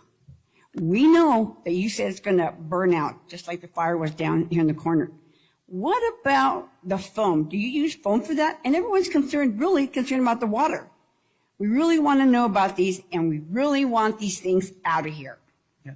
One thing that's also hasn't been clearly stated yet is that there is emergency response plan that's created for the project. It's created by our subject matter experts, our fire and safety subject matter, in close coordination with and finally approval with the fire department. Going into that emergency response plan are a plethora, I don't know if that's the right word, sorry, but of studies that evaluate a credible fire event at the facility and what its potential implications are. That informs LA County Fire on how to respond to an event at the facility. That's something that's on their desk right now. It's at our site. All the studies that have gone into it are there, right? And it evaluates. If you have a container that catches fire, what's the risk on the worst day for the community? And I've seen the results. I'm not an expert, and you can help me here, guys.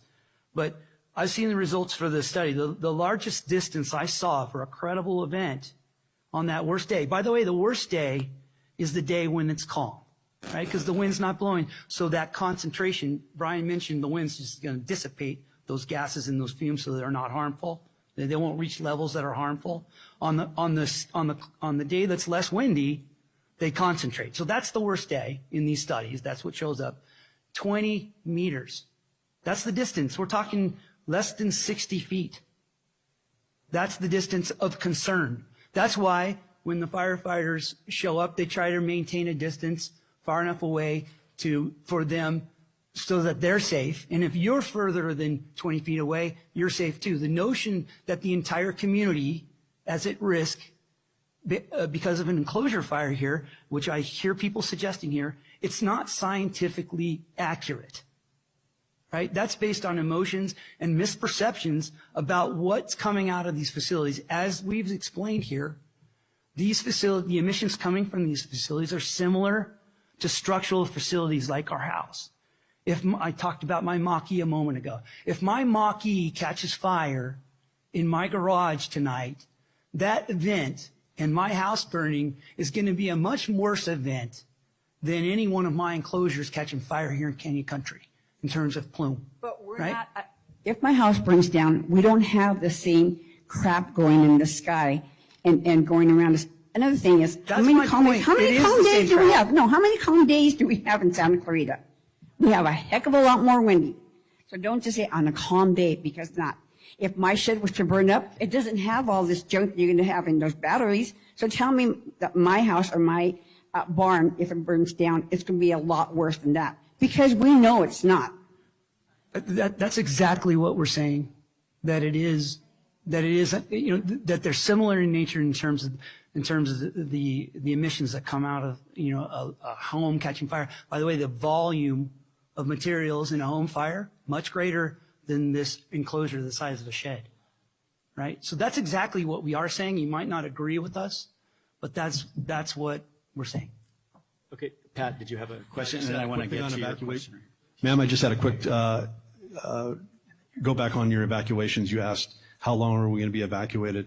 So again, if there's a need to evacuate, there is a possibility that we would shelter you in place. There is a possibility that we would have you leave your facility and come up with a shelter for you to go to or a designated area for you to go to. We'll keep you updated on that. I can't give you a time length because it's going to depend on the incident itself. It's going to depend on air monitoring. It's going to depend on runoff monitoring. Sorry, I can't give you an answer to that. Okay, you're next. Good evening. My name is Kimberly Wooten. I'm a resident. I've been a resident long before we were a city, pretty old. I have great faith in our fire department and our police department. And from what I've heard here tonight, this is a done deal. Is that correct?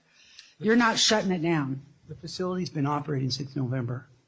Okay, so the way, and I think part of the problem with the communication with the community and not knowing is that since the beginning of the city, we are used to city council ratifying at the very least anything that anybody's ever done. I have never heard of the planning commission having authorization to approve a project without council input. And when it gets council and it hits the agenda and we look online, that's where a lot of us get our information to come on in. We didn't get that opportunity. Now, having said that, I'm going to reiterate that I have a lot of faith in our fire department.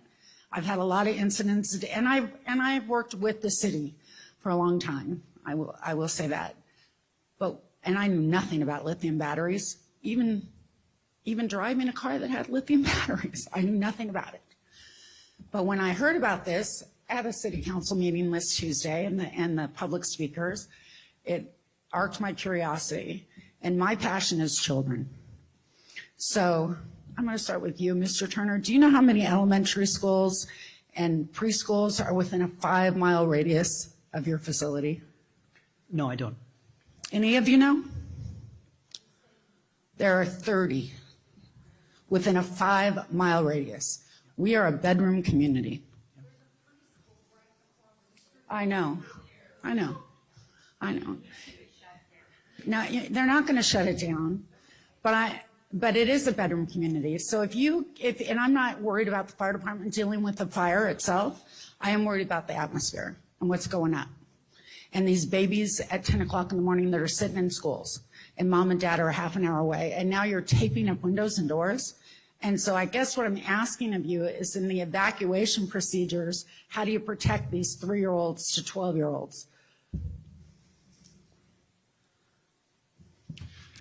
The evacuation procedures are going to be the evacuation procedures, and if there was a need to move them to a different location, we're going to move them to a different location. If there's a need for them to shelter in place, we're going to shelter in place. We're going to do what's appropriate for the incident. It's, again, if you had a hazmat on the freeway, we would do the same thing. We're going to do what's appropriate by way of evacuation for what's needed if there is a need for evacuation. So who's going to train these private preschools and public schools in the staying in place? And I'm sorry, ask it. I missed that first when part. they reach out, like during COVID, when I had a granddaughter who was in a private preschool, there was a whole system set up for anything, for earthquake, for fire, for COVID emergency, for parents not being able to show up because of that. Is that not you? I know the evacuation stuff and all that is yours, but is the city going to work with the school districts to keep the kids safe if we do have an incident? Since it's a done deal and we're not getting rid of this thing. The answer to that is yes. We already do. We have an emergency operations center that we open at the first moment that we believe that an incident is going to grow to a size that it's going to have to be coordinated through like an incident command.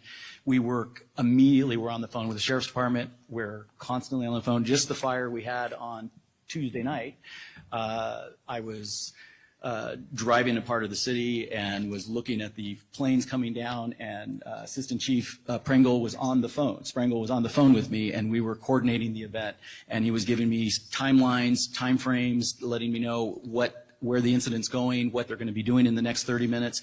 And if the incident was large enough and it was started because there was a threat that potentially the wind could bring it into the West Creek, West Hills area, is that we immediately start contacting the sheriff's department, and we start using the Genesis system that we had mentioned earlier, and that breaks all these neighborhoods up. And the city, in coordination with the sheriff's department, in coordination with the fire department, we're looking at the maps, and then we start figuring out which zones need to be moved, and then the decision is made at the city manager under state law becomes the emergency management director, and he works and makes those decisions with the sheriff's department. When the decision is made, we execute it, and the sheriff's department executes it for us. I would just underscore that you're very fortunate here in Santa Clarita that the law enforcement, fire department, and the city work very well hand in hand together. So I agree with that.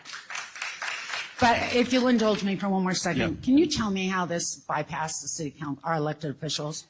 Without looking at the code, there are a number of development type projects that are approved at the planning commission level. Not everything goes to the city council.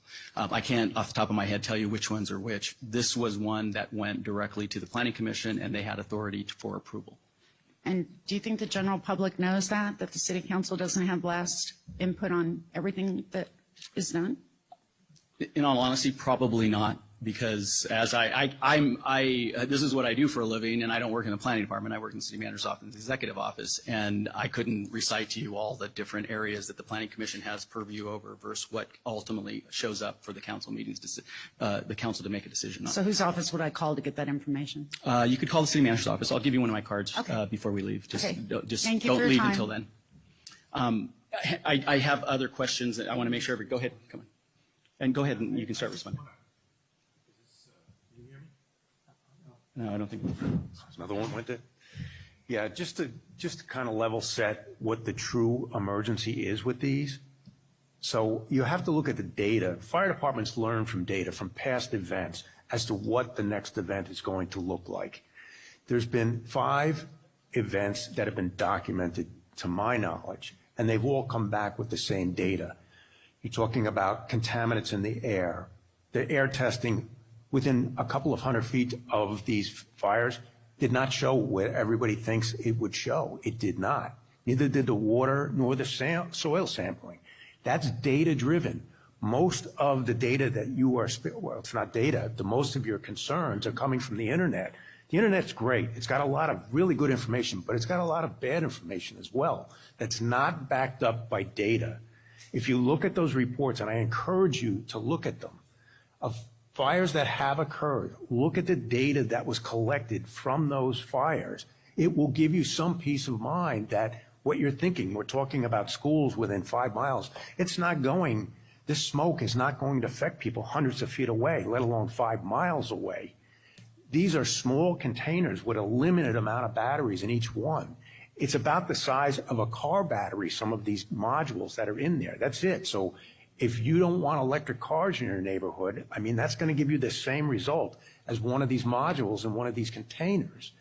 And everybody's speaking about the gases that are coming off. Where is the data of that? It doesn't exist because I've looked for it myself.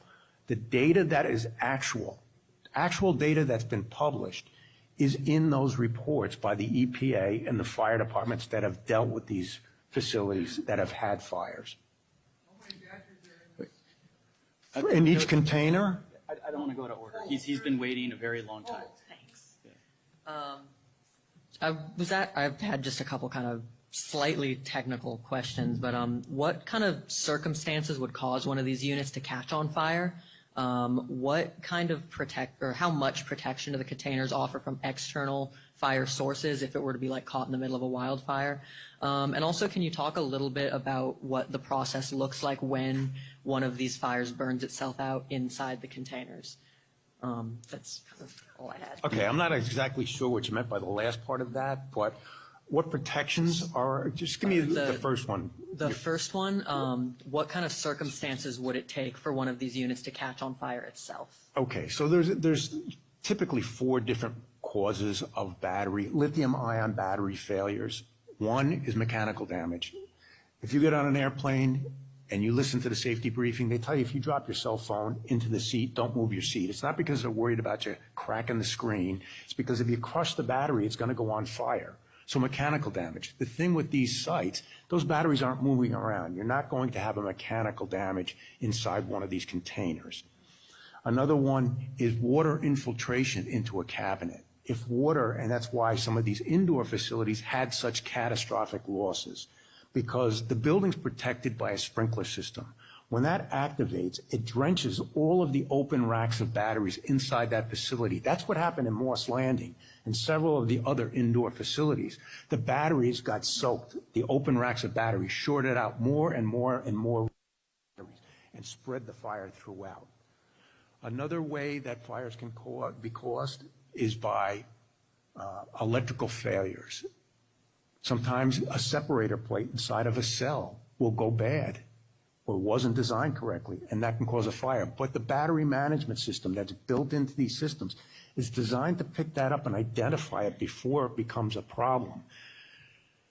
The safeguards that are currently in place, the batteries have been getting better and better. The safeguards in these systems have been getting better and better. And Mark had mentioned it, that if you look at the amount of batteries that are out in the field currently, it's exponential. It's like a rocket curve going up of the amount of battery storage out in the field now. Yet the incident rate has gone way down. It's converse. Amount of batteries out there, the amount of rate is way, way down because of what they've learned. When they first put these things out there, like any technology, there's going to be problems, and they had to work through those. There were some bad cabinet designs. There were some bad battery designs, which have caused some of the fires in California here. Those have been identified. The new systems are much, much better, and the batteries they're putting in them are much, much better. And we're seeing those results and the new data on how many batteries are out in the field and the lower rate of occurrences with these batteries. Your other question? Second one was, how much protection do these containers afford from like external External. sources or fires? They're built pretty robustly. You know, when they first started building these things, they were basically just shipping containers that they would put batteries in. They're not like that anymore. They're pretty robust systems inside of there. The battery, the thermal management units also help protect them, where they will cool the battery, either liquid cooled or air conditioning cooled, to keep that from happening. They're much safer than your house in a wildfire in that it would be much more difficult for a wildfire to impinge one of these and get them involved. Just out of curiosity, is there like specific numbers on like rated for a certain temperature for a certain amount of time? You know what, I haven't seen that. They're all going to be 2-hour at least rated, but you know, they give them IP ratings for like weather. that's the only ratings that I've seen on these. Okay. And then the last part was, let me check my own notes. What does it look like when we let these fires like burn itself out? Like, does it vent gas? Like, how long does it take? Just kind of Every what one does is it look different, and the chief can tell you too. Every fire you respond to is different, and that's why he can't give you a definite answer on what they're going to do on any given event, because every fire is a little bit different. I went to thousands of fires throughout my career, and I don't think I ever had two that were identical. So I don't want to tell you one's going to be exactly as the next, but the event can look like something that lasts for an hour to something, the bigger containers, now these are divided. The equipment they use there, it's not one big open container. It's these 10 cubes on basically a rack, a skid. So they're probably about 4 feet wide by about 6 or 7 feet high and about 4 feet deep. So that's the amount of one of those containers. Like a refrigerator size? Yeah, about a refrigerator, about a refrigerator size. And there's 10 of those mounted on there. So they've done some large-scale testing with that. And I sit on 9540, that committee that requires testing on batteries. This company that they used, the equipment that they used, they did an additional test that is not required, where they got an entire one of those cubes involved in fire. And they wanted to see, did it spread to any of the other cubes on that skid? And it did not. It stayed to that one container, that one, we'll say, refrigerator-sized container. It did not spread to the other ones on that skid. So that's what we hope the event would be. Nobody's going to promise you that it couldn't get one more of those involved, right? I'm not going to tell you, you spoke about the wind. Could that be a factor? Well, maybe it could, maybe it couldn't. But, when you talk about the wind speed, because they do modeling of this with these really high-tech programs that they use for like petrochemical plants and that, and they'll take a look at wind speeds and how that impacts fires. Now, I'm not talking about a wildfire. I'm talking about like this type of equipment where it's usually at the lower wind speeds that you have the most probability of propagation between individual units. So when you start getting the higher wind speeds, the outsides of the containers don't heat up as much because the wind is shedding some of that heat. So, around that 7, 8, 10, 12 mile an hour wind speed is when you can have the most propagation. I'm sorry?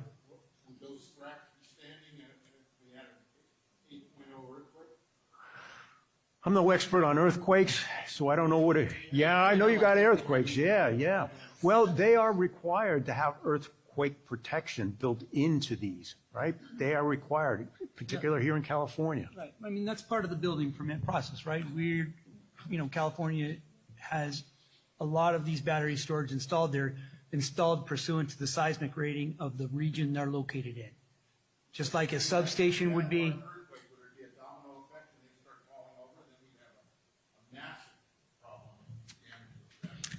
If you look to see the way they're set up, they can't fall over. They look very much like a shipping container, so they're more wide and long than they are high. So the risk of them tipping over, I can't see that happening. These are on piles, piled into the ground, seismic piles. No, piles driven deep like you would a large building with multiple stories. Piles into the ground on the foundation. Okay, I do want, there's 3 people that I know that absolutely want to ask questions. Diane, go Real ahead. quick clarification. Since everyone is talking a lot about like Diane, the gas please. these things put out when they burn, do the containers offer any containment of that? And none? No, they don't contain it. Actually, they have systems that will eject the gases to keep it from getting into the flammable range. They try to keep the gases as low as possible inside those containers by regulating the amount of. Correct. It's exactly correct. Okay. Diane, Hello. please. Hello, Diane and Zimmerman and New California State. I hope this isn't off the wall. I hope you can answer it. No, I think you should answer it. Hoping means I think you might not. I'm sorry. First of all, we're not stupid. We don't get our news from, the internet like you're implying that we do. you might look into Dane Whittington for just one of many that we could tell you about. Secondly, I'm sorry, but we've been warning the city council for years. It's not like brand new. So if it was approved in 21 and then they were naive on the planning commission, they should have gotten a little bit from us or the city council telling them to go back and look into it. What I'm concerned about is, I heard you say you own the property. I'm sorry, I'll go home and look again, but I thought Steve Arkin owned that property. A gentleman named Steve Arkin. May we know how much he was paid for that property? Because I'd like to know. I know that he's in, and nothing against him, I don't even know the man, but I know that he is in tight with some people that are very big in Santa Clarita, and I'm just concerned that maybe the fact that it's not out in a safe place where you've got to drive maybe a mile or 5 miles to get to a home or a school or something like that might not have gone through had it not been for some kind of, I'm sorry, really bad side deal. I'd like to know right now what you were paid, what you paid for the land. I mean, I don't think I'm the only one. I think a round of applause would say, could we know? Because then we can sort of find out how much it would have cost to put it in a safe place, or there'll never be a safe place for these things. Maybe someday we'll have to have them eventually. They'll be refined and they'll need them. And we do need carbon, by the way. We need carbon in our air. Can you tell us, or please, I'd just like to know that, how much, because it might bring a lot of things together for these wonderful people that showed up. These two showed up from the city council. I don't know if there's any other members or if anybody from the planning commission showed up tonight, but that's sad if these two women are the only two that showed up, Patsy and Linda. So this isn't a. I'm sorry. I mean, I'll just sorry. Yeah. I'm sorry. I'm wasting your time. This isn't. There's no waste of time, Diane. This was not a publicly noticed meeting, so we are streaming it. So we could only have 2 council members, but the others are streaming it themselves. at Oh, home. okay. So Marcia's. I know for sure Marcia's watching Oh, that's it. wonderful. I know That Jason makes said he me was gonna feel a watch lot it as better. well. Could we get the? Okay, so we'll get that answer, and then there's 2 other Yes, people. and I realize we're they down need to our to last speak. 10 minutes, so thank you. Can we just get the answer as to how much? That's all.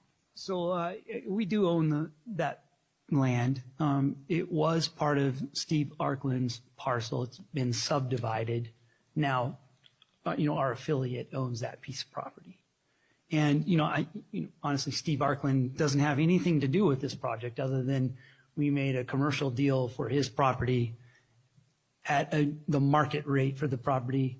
And Steve Arkland has nothing to do with this battery storage project getting approved other than a commercial transaction, just like you'd sell a piece of land to someone that you own, right? No, I'm not going to say how much, no. No, there's somebody before you. I'm sorry. This is a very important point. I think everybody wants to know. Yesterday, I found out from tenants of the shopping center that the city, as part of the deal to allow you to open your facility, was that Steve Arkland had to pay $2 million to remodel his shopping center, and he agreed to do so, and they did. And Lorraine, our councilwoman, if anybody would know, if that was true or not, I don't know, but 2 tenants in the shopping center said that that was true. And the reason that you are where you are is because you're real close next door to the Edison substation, which makes it more economical for you.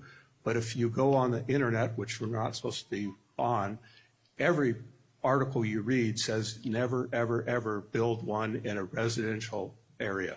Build them in open space. And this is definitely in a residential area. So it was. I appreciate it. Thank you. Yeah. It's a comment, and I'm not sure. I don't know anything about $2 million, and if there is any information, I'm not going to speculate. So let's just go to the final 2 questions here because we're at the end of our 8 o'clock time frame. I just have one question to everyone. Would any of you guys be comfortable or willing to live near or next to said facility?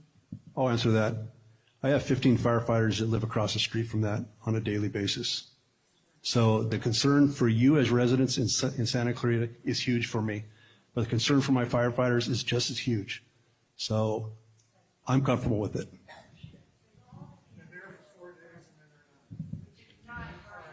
Okay, I got 15 firefighters that rotate through that station, and they live right across the street. Okay. All right. Go ahead and ask a question. Thank you. I'm apologize you guys for we don't hate you, but people is worried about the safety. And apologize when my neighbors, I just found out this week about this, and I live 5 blocks away. This question is for you, Frank. I'm sorry to put you in the spot. Can you be sure that this is the first and the last lithium factory in Santa Clarita? Meeting? Oh, first and last.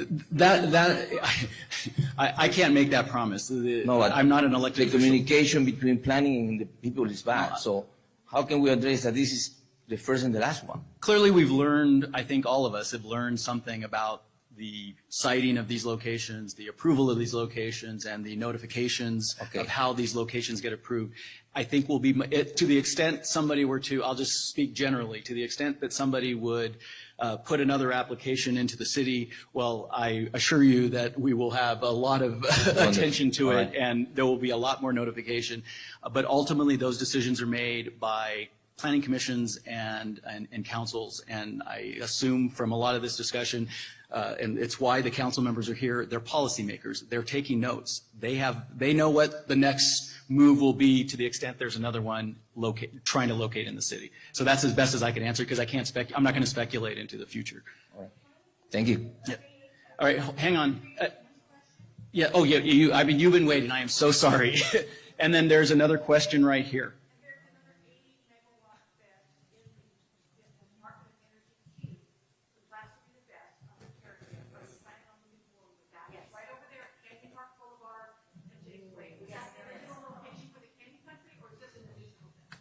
I think that's a confusion. There's no additional project proposed by Terra-Gen.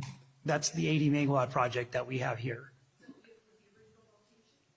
There was no other location than this one. Department of Energy Q. This, yeah, and it was, where was it located?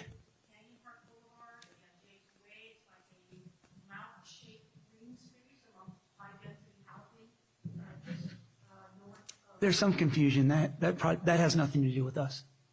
Okay, sorry. Go ahead. Well, first, thank you for having the meeting. I've learned a lot, and my name's Laura Sandine. My question was, if you can go back to the image of the power thing, I don't know if you can go back to that. Who's controlling Yeah, perfect. My question is, what is that concrete? Is that, what's on the base? That's gravel. It's gravel. Gravel? Yeah. Gravel, okay. And then my next question, and I'm not any kind of battery expert, my limited battery, after a few years, they wear out, my phone. So I know that you're in the business to create sustainable energy. How long do you project that this will work? Well, the batteries do degrade. We all know that, right? When they degrade, we augment them, so we can add, there's additional spacing in the enclosures to add additional batteries. That's kind of how it works in order to maintain the capacity and the serviceability at 80 megawatts for 4 hours duration. Okay. So that's kind of how we do it. That was my question, like in 5 years, or you're going to have to renovate? What we'll do is we'll augment. So we'll add additional modules into the enclosures. Maybe there's places for additional enclosures there, that sort of things. Thank you. Ma'am? There also is replacement of modules at times, so that's part of the maintenance of the project. Hi, my name is Judy Nelson, and my question is, what is that doing to our property value? Because when you go into escrow, they say, are you living, or is there something hazardous near you? Well, how about next door?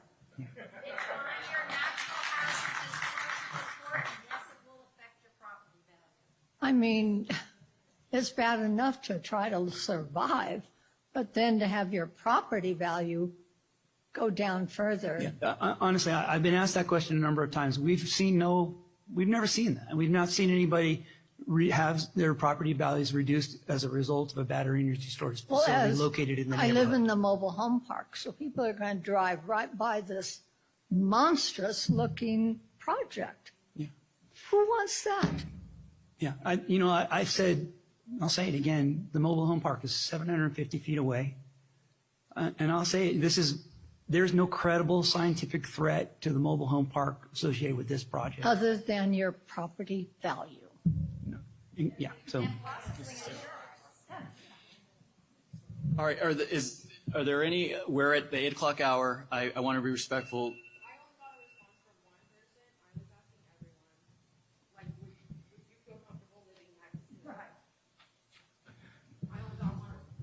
Yeah, I almost jumped in and responded as well. I would have no problem living in the apartment complex across the water canal from this complex. Absolutely not. I would not feel that that is a safety risk for me if I were to live in those apartments. I don't know if anybody else wants to answer that. Can you put a tent there and just stay for about a week and see how comfortable you are? I mean, please do. So we're at the 8 o'clock hour. Okay, well, I'm going to be, well, actually, let me just do this, because Mr. Maldonado was instrumental with the council and trying to get this meeting together. I want to give him one last opportunity to ask a question, and then we'll let the council members, if they choose, to comment, and then that will be the end of the evening tonight. Mr. Oviedo, thank you for the meeting. I have to say we need to have another one, this time with a full city council. Mr. Turner, with all due respect, I don't believe you. I'm sorry. I just don't. I've done enough research. Luckily, another person came up. But we're very well educated on this. And I can tell you, I hate to say it, you are lying to us. Despite the fact of this design, you cannot guarantee our safety. That's the truth, and you know that. That's why you cannot say with 100% certainty that we're safe. So we need another meeting for this regard. And I will leave it up to the city council members to actually interject in this given time. But thank you again for this meeting. All right, thank you, Tony. Patsy, Councilmember Ayala. Thank you. Good night, everyone. First, I want to clarify to Mr. Ferdman. I don't know if he's still here. He was pointing me about when that this was voted on Planning Commission, pointed at me. I was not in Planning Commission when this decision was made. I was working for the California Senate. I would never have voted yes on this project just because of the proximity of our residents. I see your faces. I feel for your families. And I would like to have a next meeting. Anyway, of course, I appreciate all of you, the residents that are here. You can see the interest. I appreciate that the companies here, the fire department, the sheriff department, and of course the city, we are very interested in knowing what is going to happen, how you are going to be operating. And I would like to have another meeting if our other city council members are agree on this, with the rhetoric, not like today, like in the case of an event or an emergency. I would like for you to take measurements. So next time we have a conversation, we are doing this for not an emergency to happen. And that will change the conversation. We need more confidence in that our residents are going to be safe. I'm really concerned. I'm really concerned you are next door to many people that they were not aware, but I appreciate that we have the conversation today, and I invite you to be the first meeting that we have to continue the conversation, because we need education. And we have started today about what is happening, what can happen, and also for our residents to be prepared, but to take extra measurements. I know there's one mandatory, do we call it like that, for inspection. Would you be open to have more inspections than what is required for our safety, just because we are next door to many residents? I think we're going to follow the guidance of the LA County Fire Department on inspections. That they require only one inspection per year. I'm inviting you to have more. Will you be open to have more inspections in the year?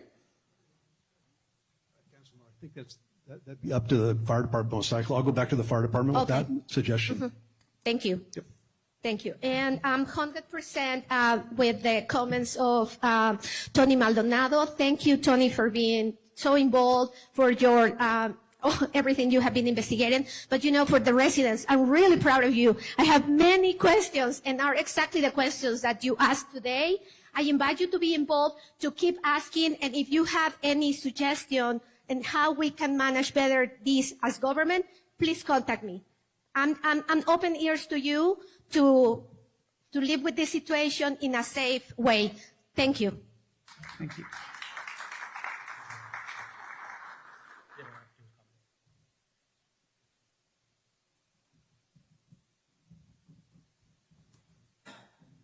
This reminds me a little bit about the fact that we all know we live in earthquake, and we know that at some point we're going to get hit with potentially an 8-point earthquake, and the amount of survival is just how long will it last. So if it's quick and it rolls through, and I've been through a few earthquakes in this valley, it's not too much damage. If it lasts longer, you have a lot more damage. You have a lot more risk and a lot more damage to your property and potentially your life. So I'm learning something, as a council member. We did not hear anything about this, and so now we're learning. We're now a council with a finished product that's operating, and we're just now learning about it, which is not exactly comfortable as a council member. It's not comfortable at all. So I would just ask one question, because I think it's essential to know. So like the earthquake, how long can it last? Well, we're never going to know until it happens. But you know about these things more than we do, and I agree with Patsy totally. We need more meetings. We need more understanding of this, so that people can either find a comfort level or find some way for you to make it comfortable so that they know what's going to happen in every situation. So how long would this facility burn if it was fully engulfed in every cell? How long could it burn? You can't put it out with water, so you just have to let it burn. How long would that take? No, it's not. I don't have an answer. You're talking in one of the containers? No, I'm talking all of it. I don't know how you would get that to happen. I don't want that for an answer, sir. What I would really like is for you to tell me, if it was worst case scenario, it was all burning and all the cells were on fire, how long would it take for it to burn out? There's no way to determine that because they don't all go on fire at the same time. That's just back to the 8-point earthquake that we all know is coming. So I'm going to be a lot more interested in a lot more further information in the future. And I'd like our fire department to think about what I just asked. All right, well, that's the end of tonight's evening. Was there another comment did you want to make, Josh? And I'd just like to respond to that question. The modeling that we received indicated that each container, each compartment would burn approximately, no more than about 48 hours. I think that's a safe statement. Now, if all of those containers were to enter into thermal runaway and catch fire at the same time, then that would also presumably all proceed with that same timeline, and they would all burn up within 48 hours. I think that is the best that could be said in response to your question at this time. All right. Well, there's the final comment. Thank you for coming tonight. I've taken a lot of notes. There's another staff member here, and we will reconvene, or we will talk with the council and how we proceed on the next step. So thank you all for coming tonight.